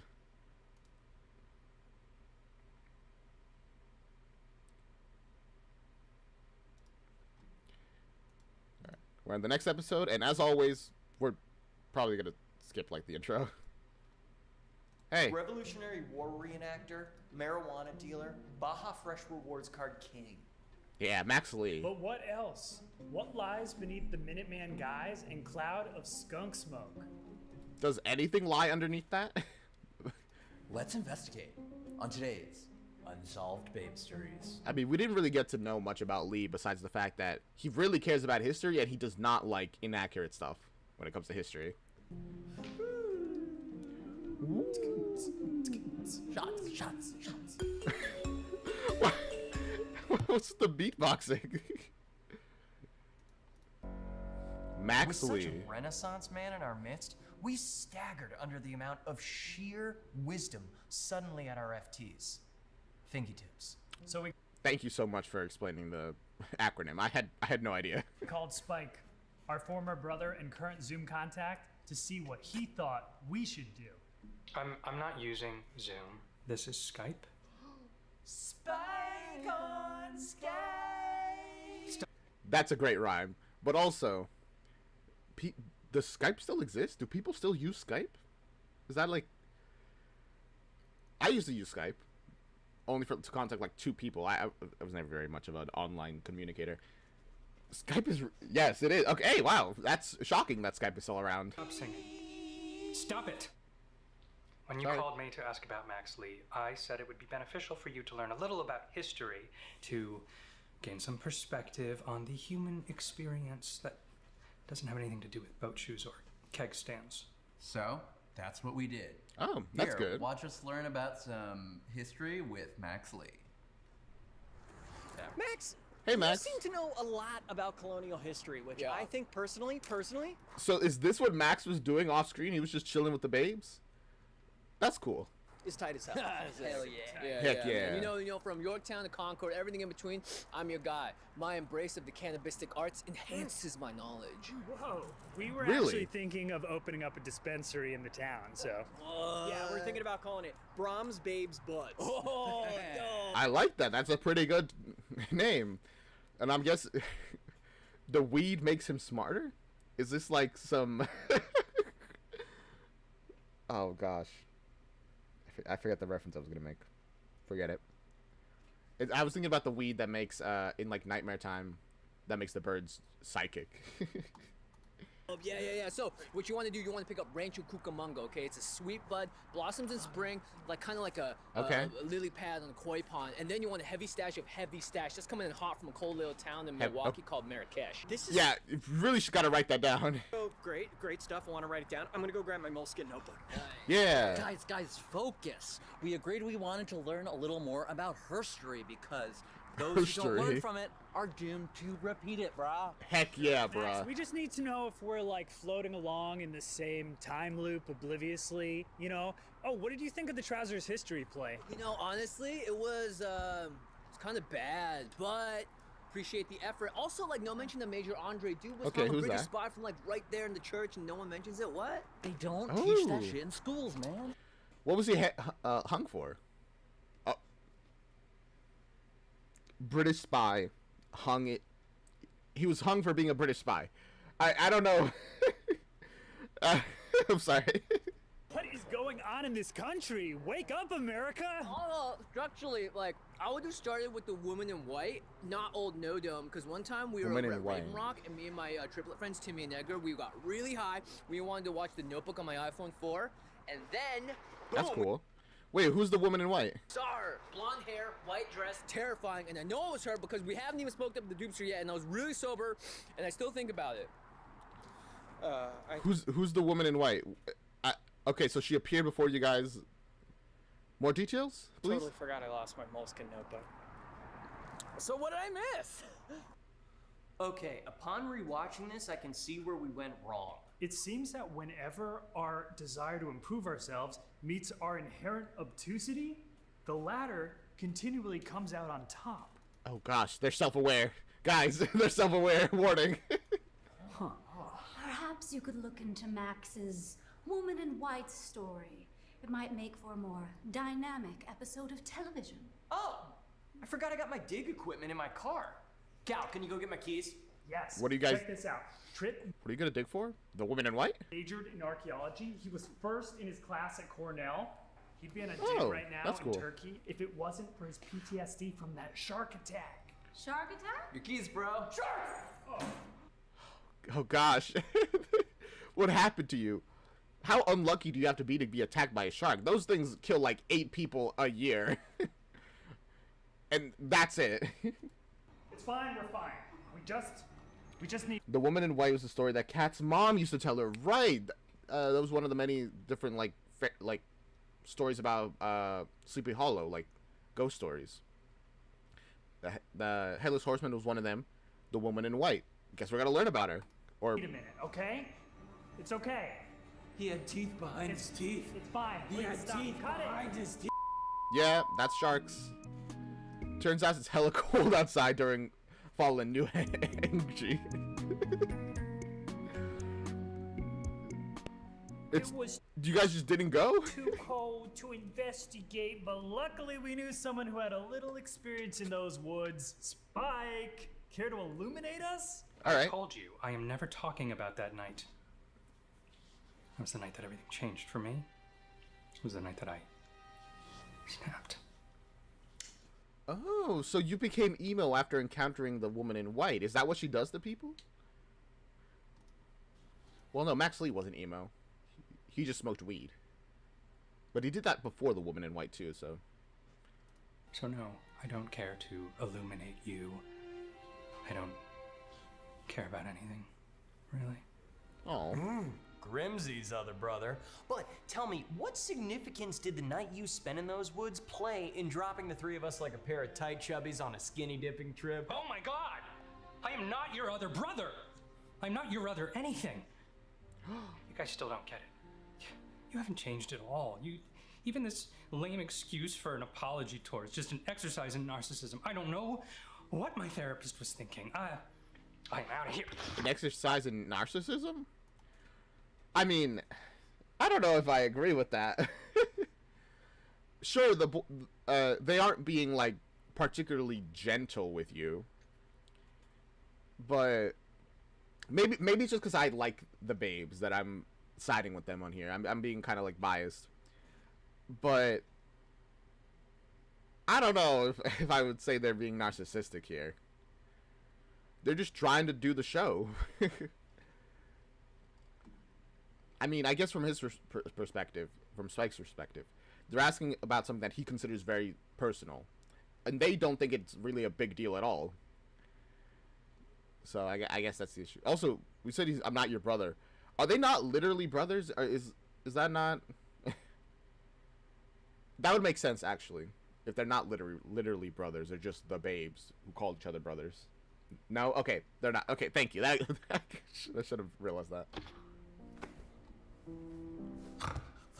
My bro Migos. Sometimes the truth hurts more than a constrictive hemp necklace on a sunburn. No. Perhaps it's time for a little self-reflection. Who are we? Where have we been? And where are we going? Cotton Eye Joe. On one hand, our outreach to Spike comes from a real place of wanting to make amends for our past transgressions. I do love how they're such bros, but they still do, like, self-introspect while still being bros. But on the other hand, who does that ultimately benefit? And who might it hurt? And have we babes considered this from the perspective of someone who isn't we babes?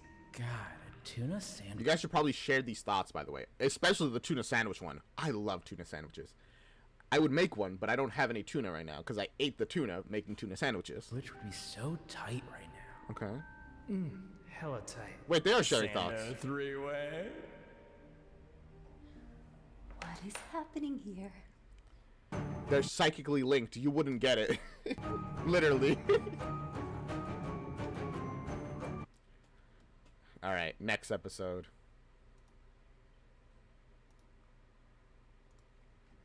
Alright. Episode 3, Devlin Versace.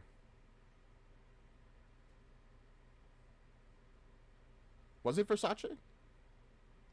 I genuinely don't remember if that's how it's pronounced.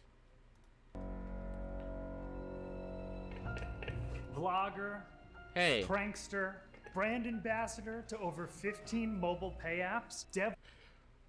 Why? How did you become the brand ambassador for so many pay apps? Devlin Versace was the most sought-after influencer of her generation.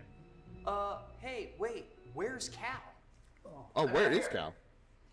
Well, what the heck, dude? We're in the middle of doing a Babestories.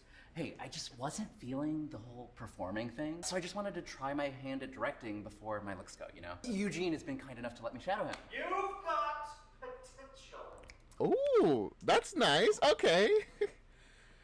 But you kind of throw off the vibes of the babes if there aren't 3 of them, you know? It's like the babe, and no one else. It's like we kind of need the 3, you know? All right, keep going. Okay. You probably should have discussed this before the show. Devlin Versace. Sorry, Trip, can you give me that line again in a deeper register? Devlin Versace. Deeper? Devlin Versace. Good. Could you give me one in song? Devlin Versace. Okay, great, and one for you. What do you mean? Great, I got what I need. And we got what we need, which is another visit from our good and best pal, Spike. Yeah. Okay. Hey, Spike, you're back. Honestly, I wasn't sure that you would come back after last time. Hi, guys. Literally, he doesn't sigh. He says sigh. That's good. I love that. I mean, if Spike is still here, there's still 3 of them. Yeah, but he's pretty much declared that he's not one of the babes, you know? He ain't their brother. I ain't your bro. Spike, did you just say the word sigh? That's what I was saying. Probably. We gotta be honest with you, brother from another udder. After last week's totally understandable outburst. Totally understandable. Totally our fault. We just didn't think we were gonna see you again. Which would be weird, because the whole reason we were doing this show was to repair what's broken betwixt you and I and he and he. Well, my parents wanted me to come back. Guess they always liked you guys. I mean, they're pretty nice people. Therapist thinks I quit on things too early, but I think that... Whatever. Well, we love No counterpoint. I guess you did kind of quit a little early. parents. Tell them we say hi. And my dude, we love you. A nice warm Spikecino is really gonna hit the spot right now. So, wanna finally tell us that story about your crazy night at Raven Rock? No. Okay, well, did you do that research on Devlin Versace like we asked? Ugh. Okay. How'd that go? For some reason, yes. Yes! Yes! Alright. Whoa. We finally get to learn about these people a little bit. Hey guys, today I want to talk to you guys about something kind of serious. Or not. Kidding. Yeah. Ah, could you imagine? Thanks. I imagine when she did like the, hey guys, I want to talk about something serious, and revealed that she died and is now back to life. Everyone was probably like, oh, this is another prank. It's like, wait a second. How? That can't be a prank. She literally died before. For clicking that sausage link and joining me here on the interwebs. The jungle, What? if you will. Hey, be sure to pull Sausage link? What does that mean? that like button. No, seriously, smash it so hard that your MacBook shatters. Actually, do that. Thank you. Why? Because guess what? That was made using unpaid labor. Not cool. What you should get is the new Windows Flight Pad. Yep. Was that that was absolutely made with unpaid labor as well. You can only use it while parasailing. How sick is that? Conflict. That's awful. Why would I want that? Seriously, buy the Windows Flight Pad. I think it's a pretty good investment. Do you really? I don't think so. What we know about Devlin Versace. Born to a hedge fund manager and yoga instructor in Calabasas, where she attended a private school within another private school. Very exclusive. I feel like all these kind of like pranksters who are just the worst are always, they come for money. It's not even surprising. VIP, very extremely private. And her first viral video was posted to her YouTube channel when she was just 10 years old. It features the young star telling her younger sister that she was adopted from aliens and that the UFO was on its way back to take her away. And She's really started the whole I pranked my sister thing from the age of 10, which by the way is way too early to be on YouTube. I was also on YouTube uploading stuff when I was like around that age. Really shouldn't have been, but I was as well. And she just never stopped doing that. She just kept doing that. I pranked my sister. I convinced her that she is not herself. You know, if she starts the the video by I want to talk to you about something serious. The thumbnail is like her on a white background with her face dark, and then the title is we have to talk to get the max amount of views. Real and true. In her late teens, she moved to a hype house in upstate New York, where she hired her now elderly 28-year-old mentors from the internet to teach classes at her accredited nonprofit social media university. Her fashion line sold to high-end clients such as Helen Mirren, Michelle Obama, and Malala. But she wasn't without her fair So wow, she was really famous. share of controversy. Okay, apology number 56. You really don't have to number them. OMG, firstly, let me say that I fully support what's going on right now in terms of rights. Like, good work all around on that front from the frontline workers. Secondly, Santa. Secondly, I'm so sorry for what me and my hype squad of rich friends did with the alligators of at the children's hospital last month. I honestly never imagined this prank going so wrong and yet still being so freaking hilarious. I'm laughing right now just thinking about it, crying. Weird. Oh. Devlin, just tell me, how many children died? How many of them were eaten by alligators? Again, I'm so sorry if anyone was The offended. trouble started when her pranks got a little too big for her. That I trespassed both at the hospital and at the zoo, stealing the helicopter and multiple hungry alligators. Or the nearby first responder. Literally shaking right now from anger at myself, but also from laughter. I see all your comments, and I'd like to say, please stop being mean to me. The hater raid is straight up Prince Gnarls, okay? Thanks, Kitty Mad. You know what? I'd kind of forgive her if I had this, like, apology. It's just she's taking it so unseriously. It's like, bro, how am I supposed to take it seriously when she's literally laughing and joking and not even really that sorry about it? Oh. To handle, but that was nothing compared to what came next. Her accident that killed her, or Devil something else? Dicks, what's up? Hey, What's I'm running up? late, but I wanted to tell you guys everything before my brain gets all scrambled in the sky. I partnered with Air Genova to bring you the most exciting video of all time. This is gonna be better than when I snuck that rabid ostrich into the Oval Office. Wait. Her skydiving accident that killed her was a sponsored video? That's so funny. Did they upload the sponsored video? I was a White House intern, so it was a little bit easier to get in there. Guys, I'm about to climb aboard a turbo blimp. Okay. Turbo blimp that's powered by Decaf Lipton iced tea. What? They wanted me to wear this How? really weird yellow light suit, and I was like, I look like the yellow M&M. Sorry, dorks. That's not even the hot M&M. I have a reputation to uphold. Oh, okay, so your death was almost entirely your fault then. They was like, you have to put on the flight suit. You know, so you don't... So if, like, the parachute doesn't work, you can still kind of, like, glide down.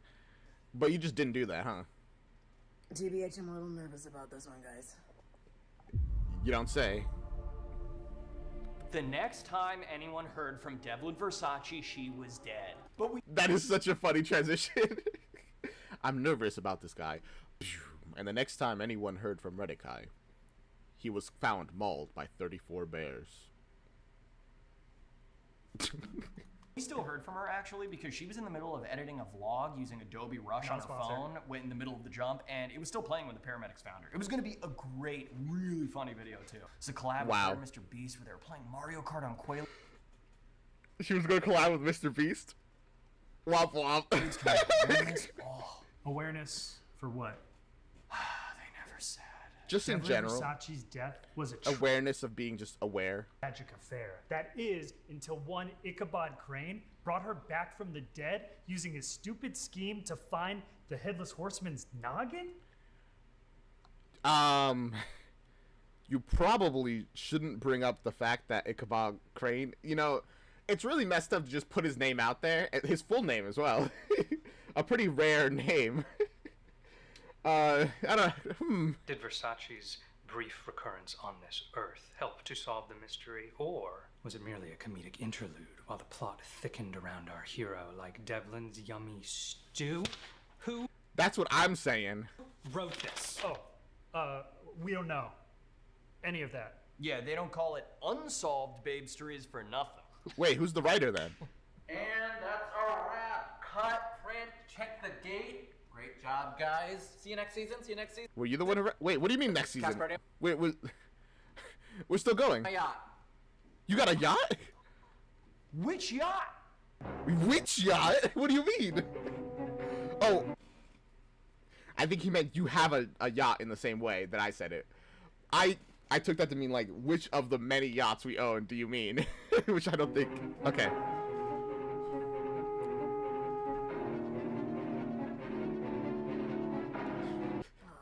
It's fine. The series didn't air. True. Hey. Hold on, I forgot to turn it off. Next episode.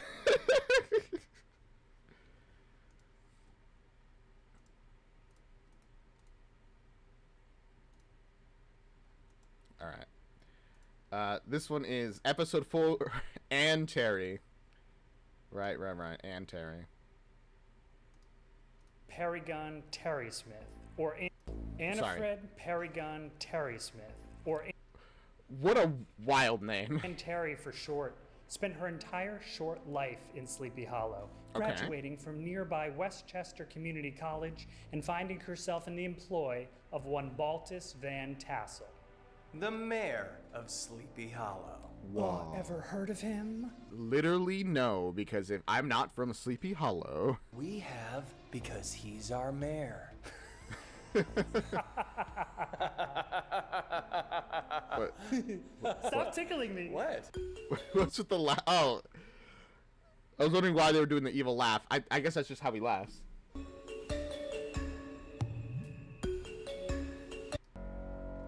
Ann Terry. Hey there. After Ann Terry died, rumors started to circulate about her being addicted to painkillers. But my sister was friends with her, and she said the only thing she was addicted to was caffeine, aka coffee. Not a sponsor. Is this post? What do you mean not a sponsor? Like just the concept of coffee in general? Kind of. I mean, in America they did have those Got Milk ads, which was essentially just advertising milk. Just the concept. The milk industry put a lot of money into that. Mortem rumor mongering a result of the natural human instinct to try to explain the unexplainable? Or is it something more sinister? You have a sister? Yeah, dude, you dated her in high school. Paisley? No. Jessica? No. Zax? Zax is my half brother. Did you date my half brother? Well, I don't like to put labels on things. Okay. Now let's chill. Okay. Cut! Guys, this is what I'm talking about. Okay, the tangents. It's true. Ramona, would you please show him how to...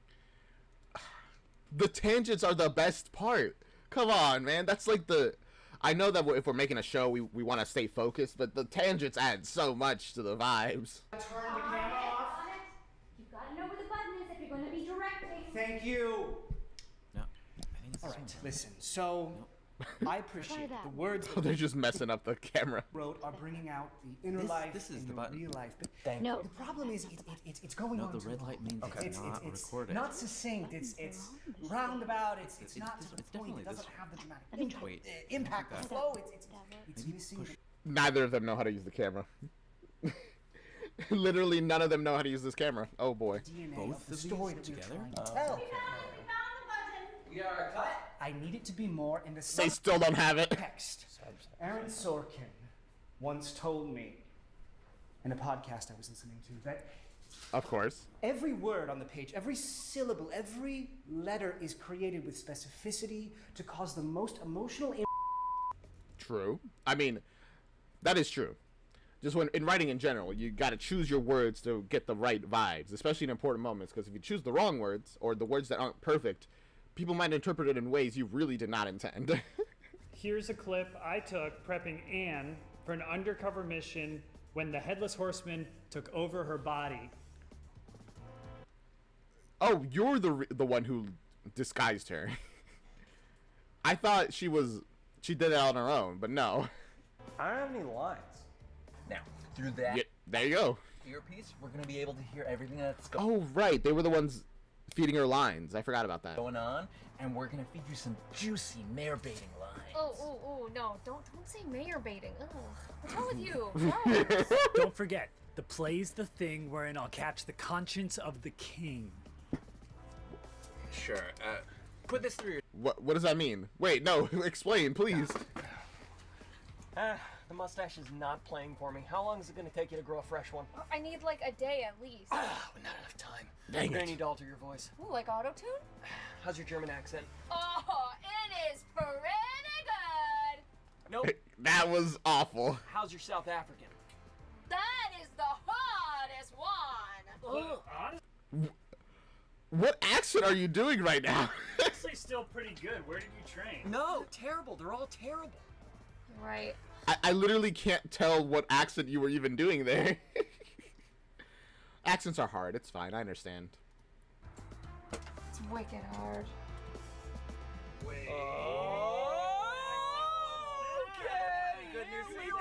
This is great. People love a story about a dead woman that may also involve a sexy ghost. Yes. If we can add in a scorn Is the headless horseman the sexy ghost here? lover. Yes. This is so good. We should send it to Gillian Flynn's people. I have IMDb Pro. That's how I know her name's Gillian, not Jill. Whoa, the pro version of IMDb. Nice. Oh, now we got a fancy pants in here. I didn't know there was a pro version of that. Hit us with that outro. Oh, we're already Now, ending?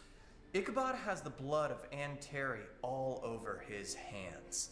Will he ever be able to get to the bottom of this brutal case of possible assisticide? Or I mean, yes, he did get to the end of it. Thankfully. will this case, like all the other cases we investigated, remain unsolved? Woo! It's like we're in the Twilight Zone. That's pretty cool, actually. I like that ending. Did this series get to like the ending of when Ichabod solved the case, or well, Ichabod and friends? Chills. It's like a 3D thing. Yeah, you're getting this in 3D, right? Yeah. It's no, not at all, actually. But it's fine. It's cool.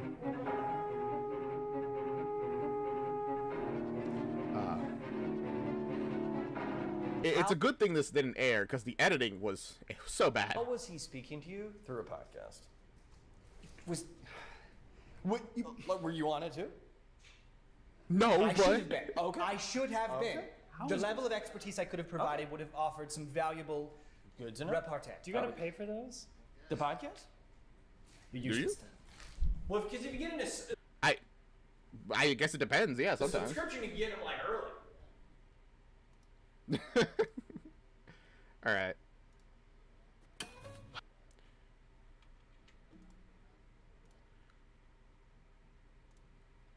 Here we are in the next episode. Episode 5, Bruce McConnell. Who? Oh, was it the comedian? I forgot about this guy. We only saw him for like a brief moment. Important audition tomorrow. I just got the pages. Oh, wonderful news. Are you playing Officer Jim? Constable Archibald? Are you dead body number 1? It's a rite of passage for an actor to play mortality in its final state of repose. Dead body number 1. That's my favorite character. And luckily, our next hunter-killer box just arrived. Oh, wait, this is a commercial. Really get into your character. Tonight, we are trying to discover who killed famed artist Celestine in the French Quarter of New Orleans.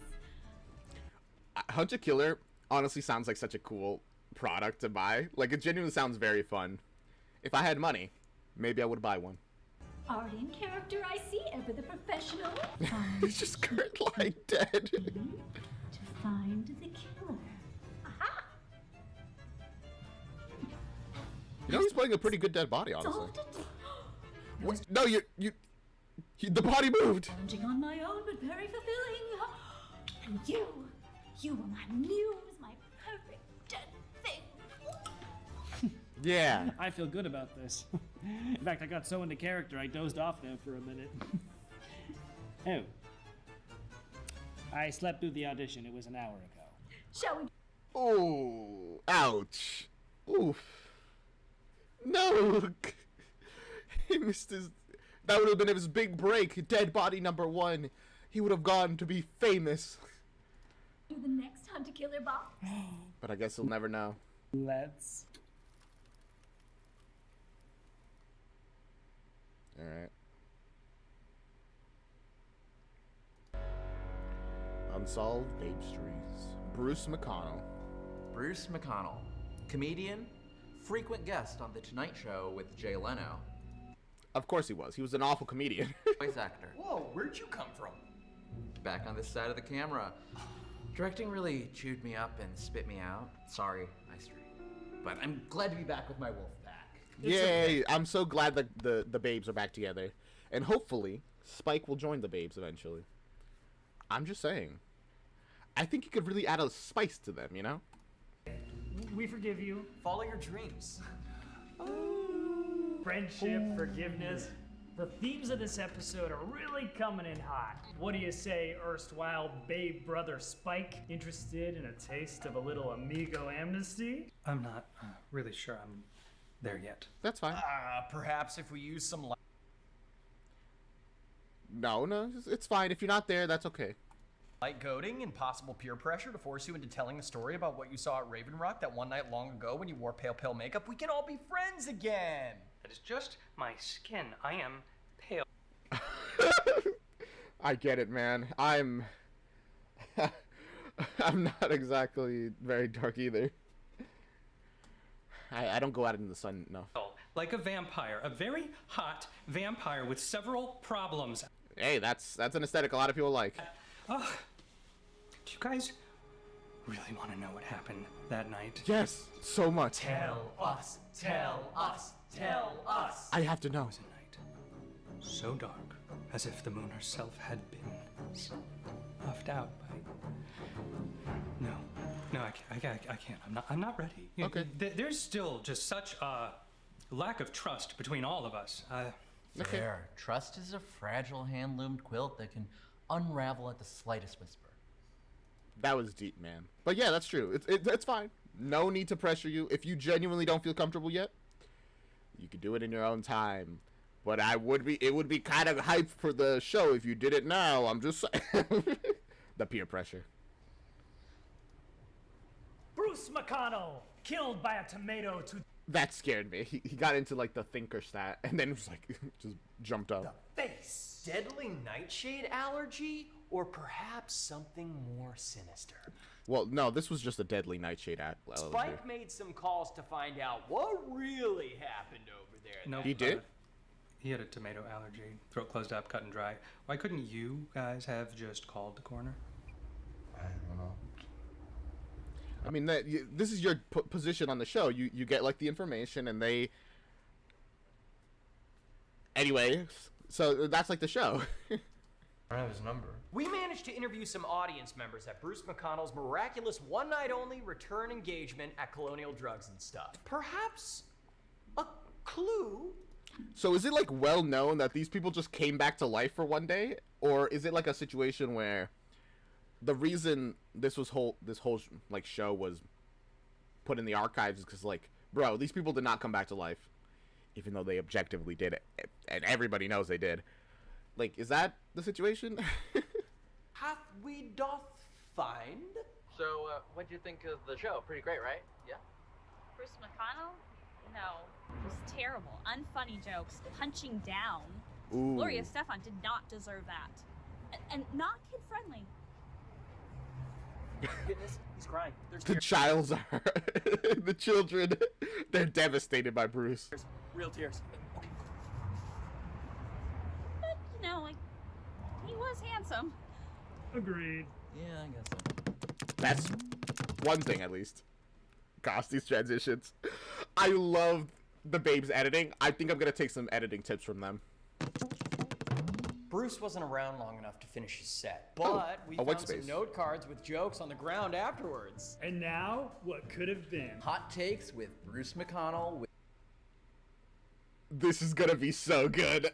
I'm so excited. Brahms Bay. All right, give it to us. Hot take. All rice is instant rice, if you're hungry enough. Hot take. Walt Disney's full name is probably Waltorf Disney. with 2 Y's. Hot take. Pockets? How about you just get rid of some stuff?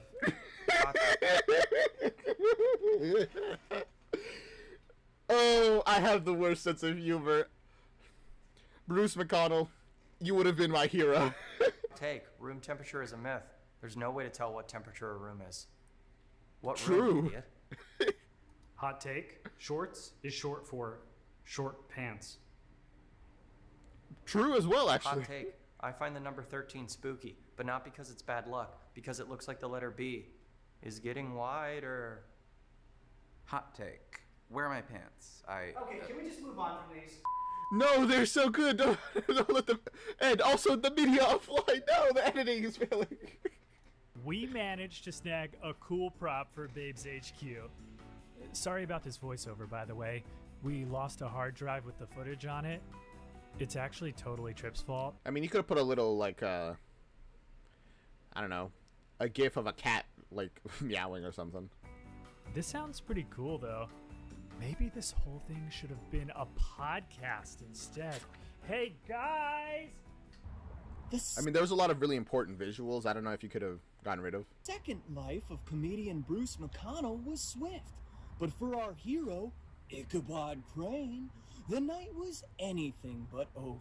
You guys spying on him? He spent the night poring over Elizabeth Van Tassel's Sleepy Hollow manuscript in order Actually, I don't think it's spying. I think they're right in front of him. distract himself from the fact that her daughter hated his guts. All right, guys, come on, leave me alone. Leave me alone. Go away. Take your ring light. A couple of years ago, I took a class on great. sleight of hand magic. Nerd. No. I'm No, so that's sorry. unforgivable. Honestly, I'm so sorry, dude. No, it's okay. You don't, it's you our do not have to apologize. We are projecting. Like, we are projecting. you onto it. activated You don't me. have to apologize. Okay, I'm but, sorry if but I made here's you the feel thing. like you had we to all apologize. need to be looking out for us. Oh. That's kind of sweet. It's sad that they're constantly, like, not quite at the point where they can make fun of each other because of, like, all their own past, like, issues, or, like, you know, the real close friends could just mock each other and everyone knows it's fine. It's no hard feelings. But I guess they've gone through so much and they're like, bro, you know what? I remember back when we did that and that was not cool. I don't want to make that a thing for us as well. It's sweet, but also a little sad. And where the trauma is triggered. Okay, what can I do to make up? Let's find out what Kat's mom had to say, shall we? No. No, don't give it all away. We need a cliffhanger. The series finale is in 2 episodes. Oh, okay. We want to string the audience along until then. Yeah. Got it. What they're saying. Then consider this cliff hanged. Hung. Yeah. Perfect. Loved it. That was incredible. Get a note. No. I'm sorry. Why has he got a beret? Beret, it's a look. Get a note. He's artistic. It's done to the notes. No, let's start I'm drafting. good. Okay. No, I'm sorry. You're right. Please We shouldn't have don't, even like, said this in person. myself, I'm getting on social media Trevor, right now. Blair, and No, see, there's the thing. Like, feels bad that they feel bad. It was like, but did he even feel bad about them going, like, nerd? I don't know. It's like, on one hand, you don't want to make your friend feel bad, but on the other hand, it's like, some light ribbing is, you know, that's good amongst friends. Like, you know, talk to each other, draw lines. Now, all had an instance today where we triggered each other. Womp womp. Alrighty.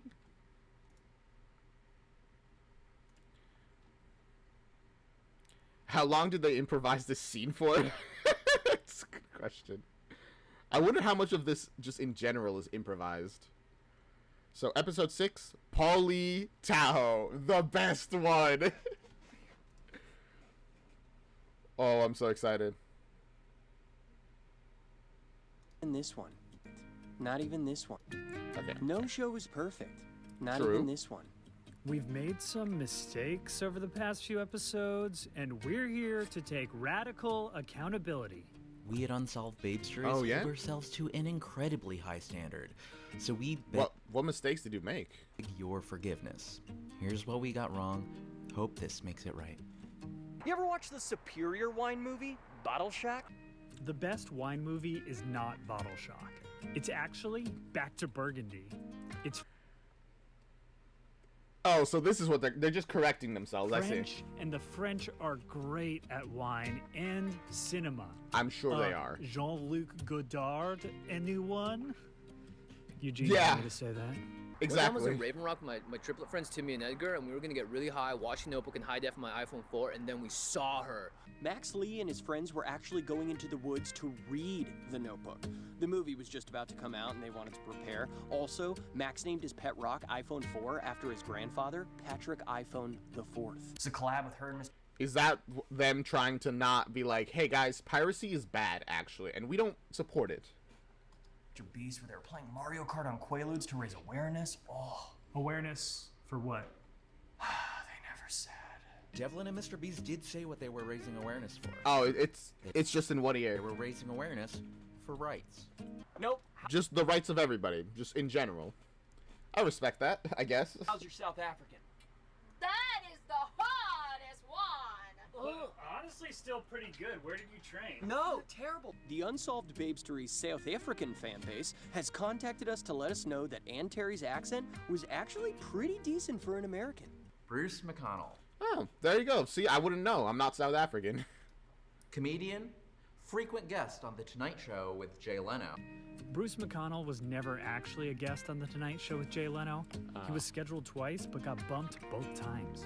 Once because a segment. Oh, I thought that was just gonna be like, oh, it was just a joke. We didn't think people would take it that seriously. But no, they were just wrong. Lindsey Buckingham went long, and once because they actually forgot he was there. That's wonderful. I really like this show. Episode 6, Paulie Tahoe.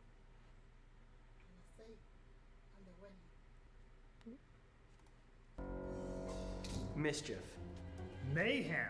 Armani Sweets. Look up any Okay. of these words in the dictionary, and you'll find a picture of Polly Tahoe right next to him. Honestly, I believe you. You would find Paulie there. Isn't he dreamy? I'd say you'd probably always find him next to the words plan, because it's all his plan. An absolute icon in the heist community. And like any great figure in history, he's getting the Hollywood treatment. Or should I say, the Pollywood treatment? No. Yeah. You shouldn't say, you know, I'm cutting that. That was good. No, Eugene. No, you won't. You're gonna like that later. That's right. In 2018, Paramount I Pictures mean, they did leave it, I guess. bought the exclusive life rights to the legendary Paulie Tahoe, and after 4 years of development hell, 3 lawsuits, the uncovering of 2 secret families, and 1 wedding. Wait. Can you just buy the rights to somebody's story, like their life story? That doesn't sound like it's something that should be allowed. You know, be like, this is based off a real person. You can't just be like, well, I'm buying the rights to this person, so no one else can. Can you? I hope not. There The executive producer and the lead makeup artist. That's cute. So sweet and sweet. So cute and sweet. Sorry, mommy. Anyway, after all of that, they Apologies, mother. I will focus on the show. finally wrapped principal photography on the Tahoe biopic. Biopic? How'd it go? Biopic. Biopic. Stop saying it. It's immediately stopping being a word. I don't know what's the answer. Biopic. Biopic. Biopic. They finally wrapped on the biopic. Unfortunately, Still went with the wrong one. The film then went into titling hell. No one could agree on what to name the flick. Some of the possible titles included The Harding Postulate, The Bosch Maneuver, Hennigan's Lark, The Chaplin Assumption, The Bourne Ultimatum. The title the studio ended up going with All those titles were awful. Just absolutely awful. was The Paulie Tahoe Story. Only good one. Clean, simple, functional, simple. Like a fresh pair of J. Crew golf chinos. And through a little bit of blackmail on Ramona's part, we were able to secure a very special guest for today's show. Really? Ladies and gentlemen, Oh. Ryan Garcia, actor extraordinaire and star of the Polly Tahoe biopic. Oh my goodness, the scale of this show is going up rapidly. They're getting some funding now. How? When none of the episodes aired. Biopic, I mean. Biopic. Welcome, Ryan. Oh wow, it's him. Don't worry, we'll add thunderous applause in post. Ryan, thank you so much for journeying to be here with us today. Yeah, sorry, there must be like a little bit of confusion because I was told by my agent that I was going to be on the Tonight Show with Jay Leno. It was blackmail, don't worry about it. Ladies and gentlemen. What do you think about this? What do you think about this? O.J. Simpson. Jay Leno impression. Yeah, he's not happy to be here at all. And I said, stick it in. Okay, but there you go. He's still here for the interview. Great anecdote, Ryan. Very off the cuff. Now, why don't you talk a little bit more about the audition process? How did you manage to snag the biggest role of the century? I mean, besides the uncanny resemblance. Yeah, I don't see it. It was actually pretty tough. It's literally the same actor, but I love. That's such a funny joke to me. When you literally get the same exact actor, who looks obviously exactly like another character, and be like, "Yeah, I don't see it."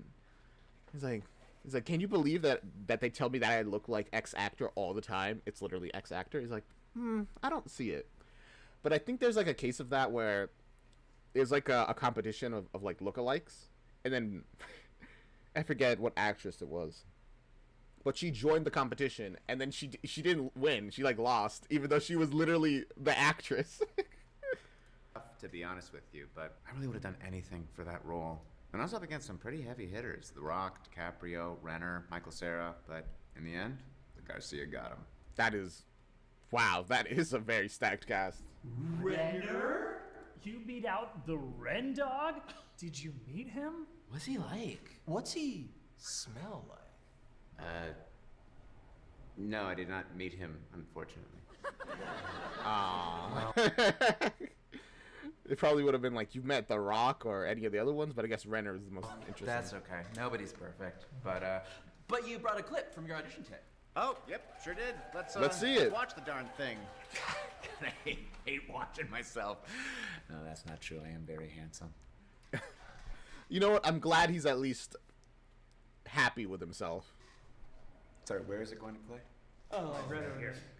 I want you to know everything I've done has all been to get back to you. Every crime, every swindle, every backdoor backstab, just to find the warmth of your arms. So don't tell me to go to hell, 'cause baby, I've been there and back again. Oh, Polly, you used that line on me back in Jamaica. I know you. Do you think he actually said that line? Because I can easily see Pauly saying that, like the real Pauly. Maybe that's because it's the actor. Use it on you again and again till the end of time. Marry me. You're already married to your job. Yes. And of course to Kimberly Borislava, Princess of Monaco. Man, she was something else. You're married to a princess? I should send her a postcard or something. You know what? That would be an awesome movie where the princess who you're married to like sends a bunch of assassins after Tahoe because he's like, I want my husband back. Bring him back here, dead or alive.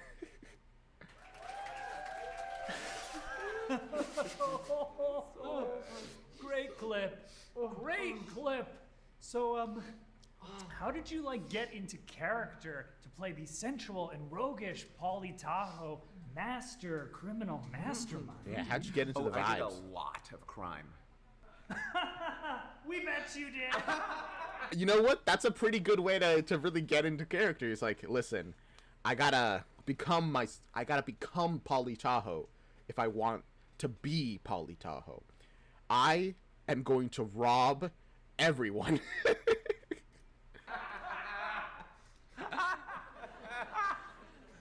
Yeah. No, I actually did a lot of crimes. I robbed a bunch of banks, I pulled some bombastic heists, trained for 3 weeks in the Maldives. Maldives? I think Maldives? Endive. Is it Maldives? Is there Maldives.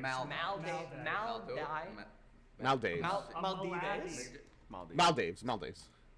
With Tom Cruise, kidnapped a few presidents' daughters. Well, uh-oh, maybe that siren's for you then. Oh, they are. Oh no. Oh, okay. Run. You should go. They are for me. I should probably get out of here. Go on the lamp for a while. I think you meant on the lam. What's it called on the lam? You know, when you run off into the, like, forest, essentially. Is it because you're like a lamb? Like in nature? Been wanted in about 45 states at this point, but it's been really wonderful and a letdown to talk to each of you. Hey, 45. There's still a couple more states you can get wanted in. Good luck with the direction on all this. See ya. Nope. Okay. Hey guys, what's going on? Bye. Can you turn the laptop around? It's just I can't see it. It's so. Oh shoot! Sorry, Spike. I totally thought you were in there. Damn it, Trip. This is the camera I've been filling you on for 6 episodes.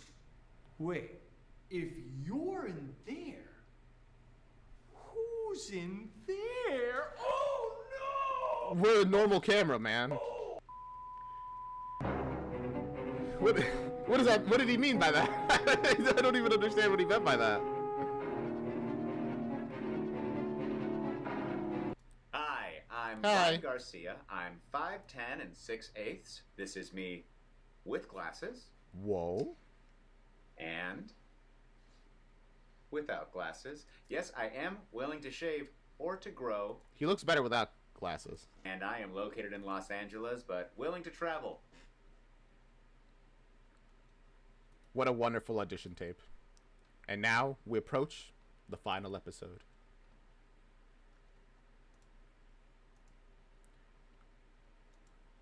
I'm a basic board game. And I'm Hunter Killer. Oh. The I guess they're going to do all the revelations in this final episode. And, of course, an ad. I'm a basic board game. And I'm Hunter Killer.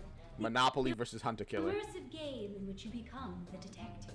I'm made of cardboard and maybe a few plastic tokens. I'm a mix of digital assets, tangible evidence documents, and physical props that will lead you Again, that genuinely sounds really fun. adventure beyond your wildest dreams. Hey, I have an adventure. Like? There's a whole windy road in my game.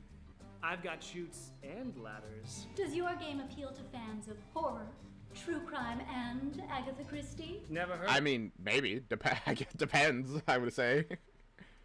Were you created by a talented team of designers who infuse every puzzle piece with details you'll remember long after you're done playing? Some guy named Jim, I think? I don't know how he feels about details. I genuinely don't remember the board games I play, like Monopoly and stuff. Besides the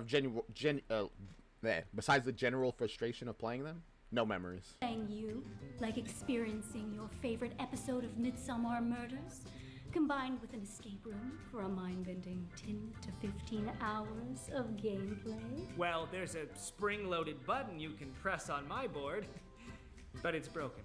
Listen, any board game can be like 15 hours if you're competitive and bad enough on it. Can I join your game? Of course! And so can you. Choose from any of our chilling mysteries at the link below and use our code for $10 off your first box. Yay. I don't know if that code still works, but, you know, use it, maybe. Try.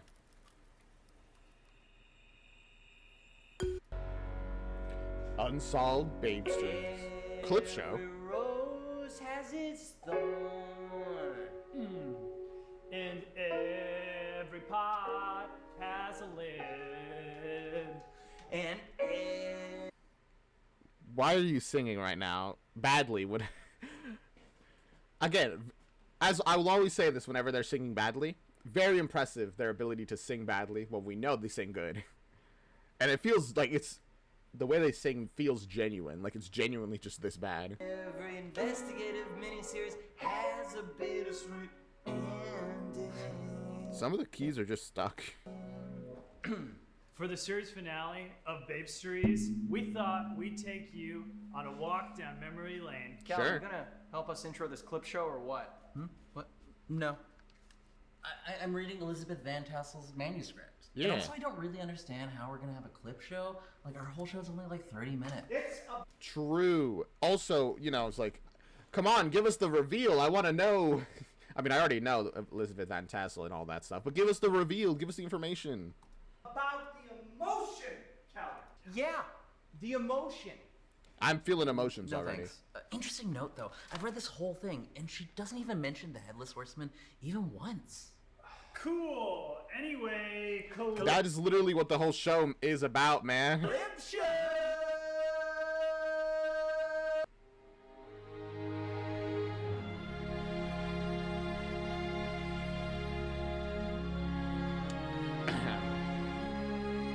Yep.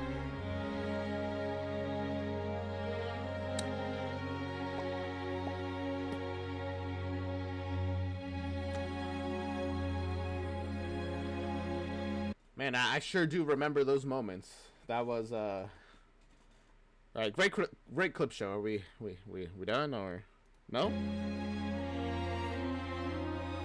How long does this go on for? Not that long. Oh, my favorite moment. That was beautiful.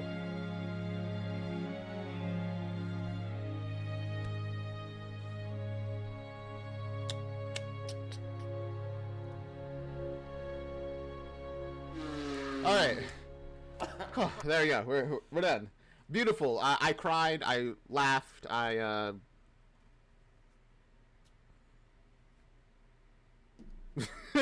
Moving on. Guys, we're back. Let's go. The emotion. It's all over the place.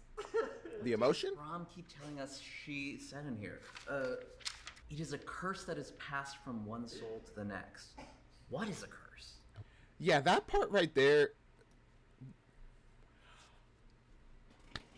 Oh my gosh, wait, I just had a sudden realization that I had not even had while I was watching the show. It's a curse. Oh my god.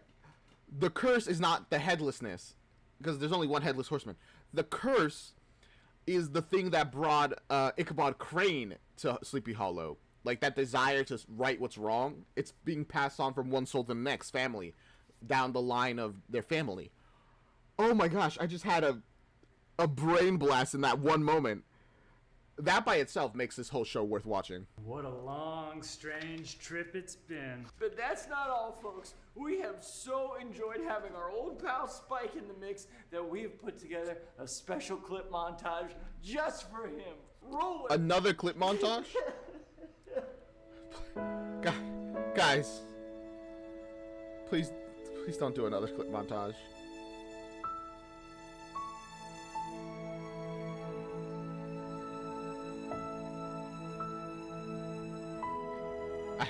Very extremely private. Yeah, okay. I'm sorry.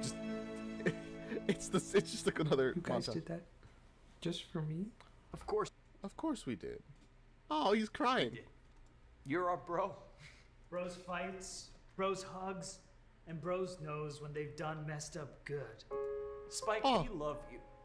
And even if you can't forgive us, we hope you can at least forget us. I love you. Oh, you know what? That is generally such a kind thing to say. Is like, you know, if you can't forgive, I hope we don't live in your, in your mind tormenting you, because it clearly traumatized them a little bit to get dropped. He's just like, I hope that you can move on from us if you can at least forgive us. Oh, too much emotion. Too. Forgiveness. Can you imagine? Stop singing, but also, can you imagine? We should do a trip together. How about you guys come over to Connecticut and we hit up the aquarium like old times? Sharks there? Calm down, Trip. Sharks can't get into buildings unless a guy takes them in a really big fish tank, there's a Sharknado, or if they try really hard. We're so happy you're part of the Babes Again, Spike. And we're sorry that we pressured you into telling your triggering tale. That was so enchilada of us. No, you guys were right. It's time that I face my fears. Oh god, we're gonna hear the tale. Also, and they're gonna go face sharks. This is awesome. So, do not take trips to an aquarium. It'll be so cool if they do, though. Here goes. Here's what happened to me that night that everything changed. was a night so dark that I might as well have been blindfolded.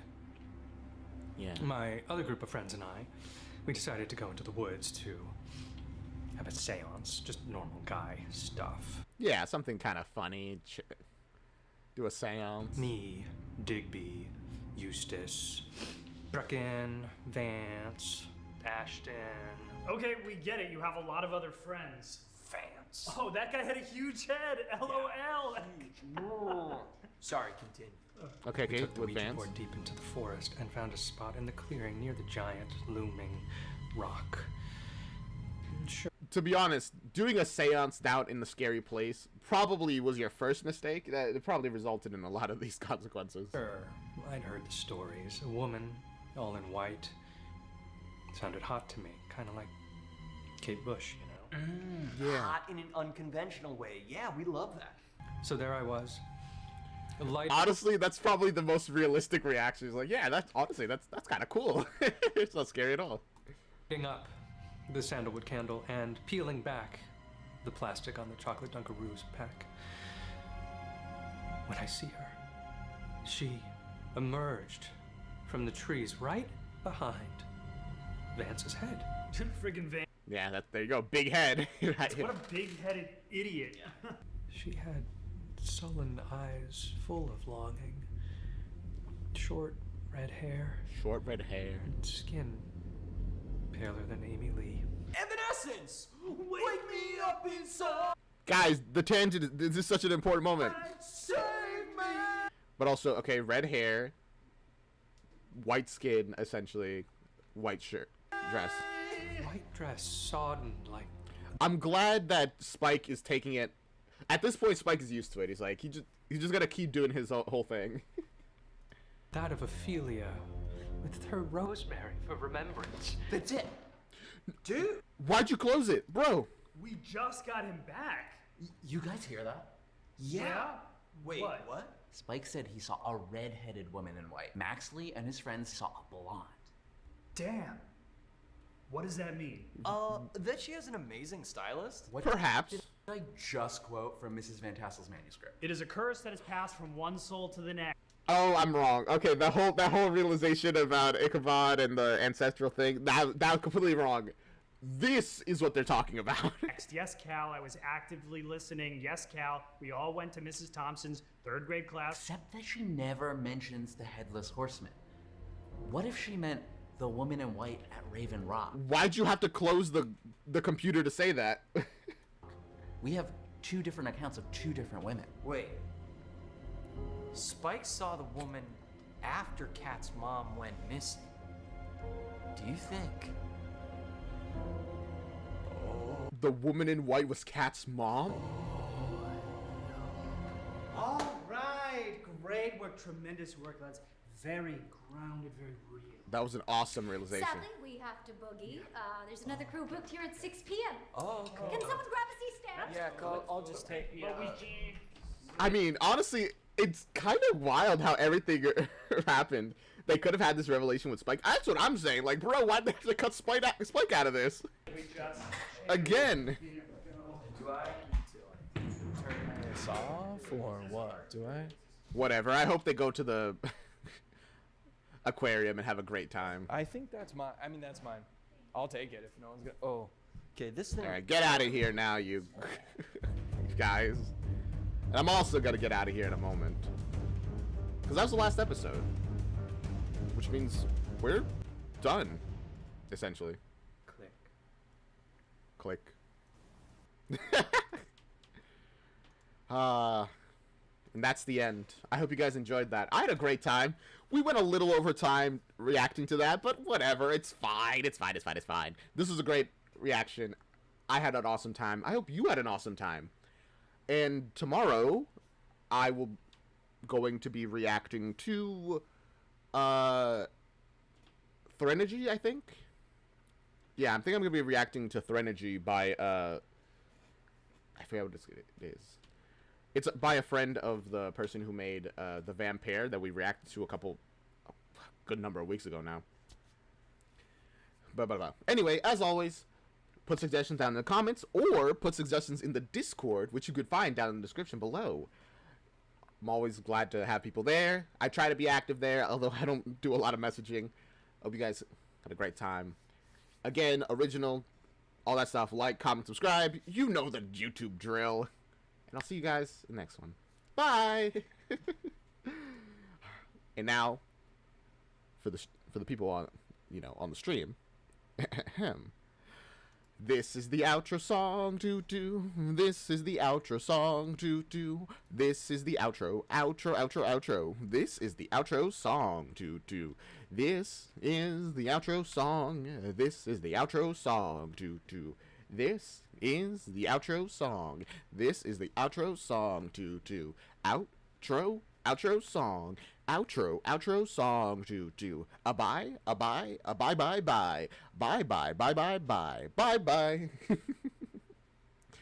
Man, that was a good stream. I had a great time today. All right.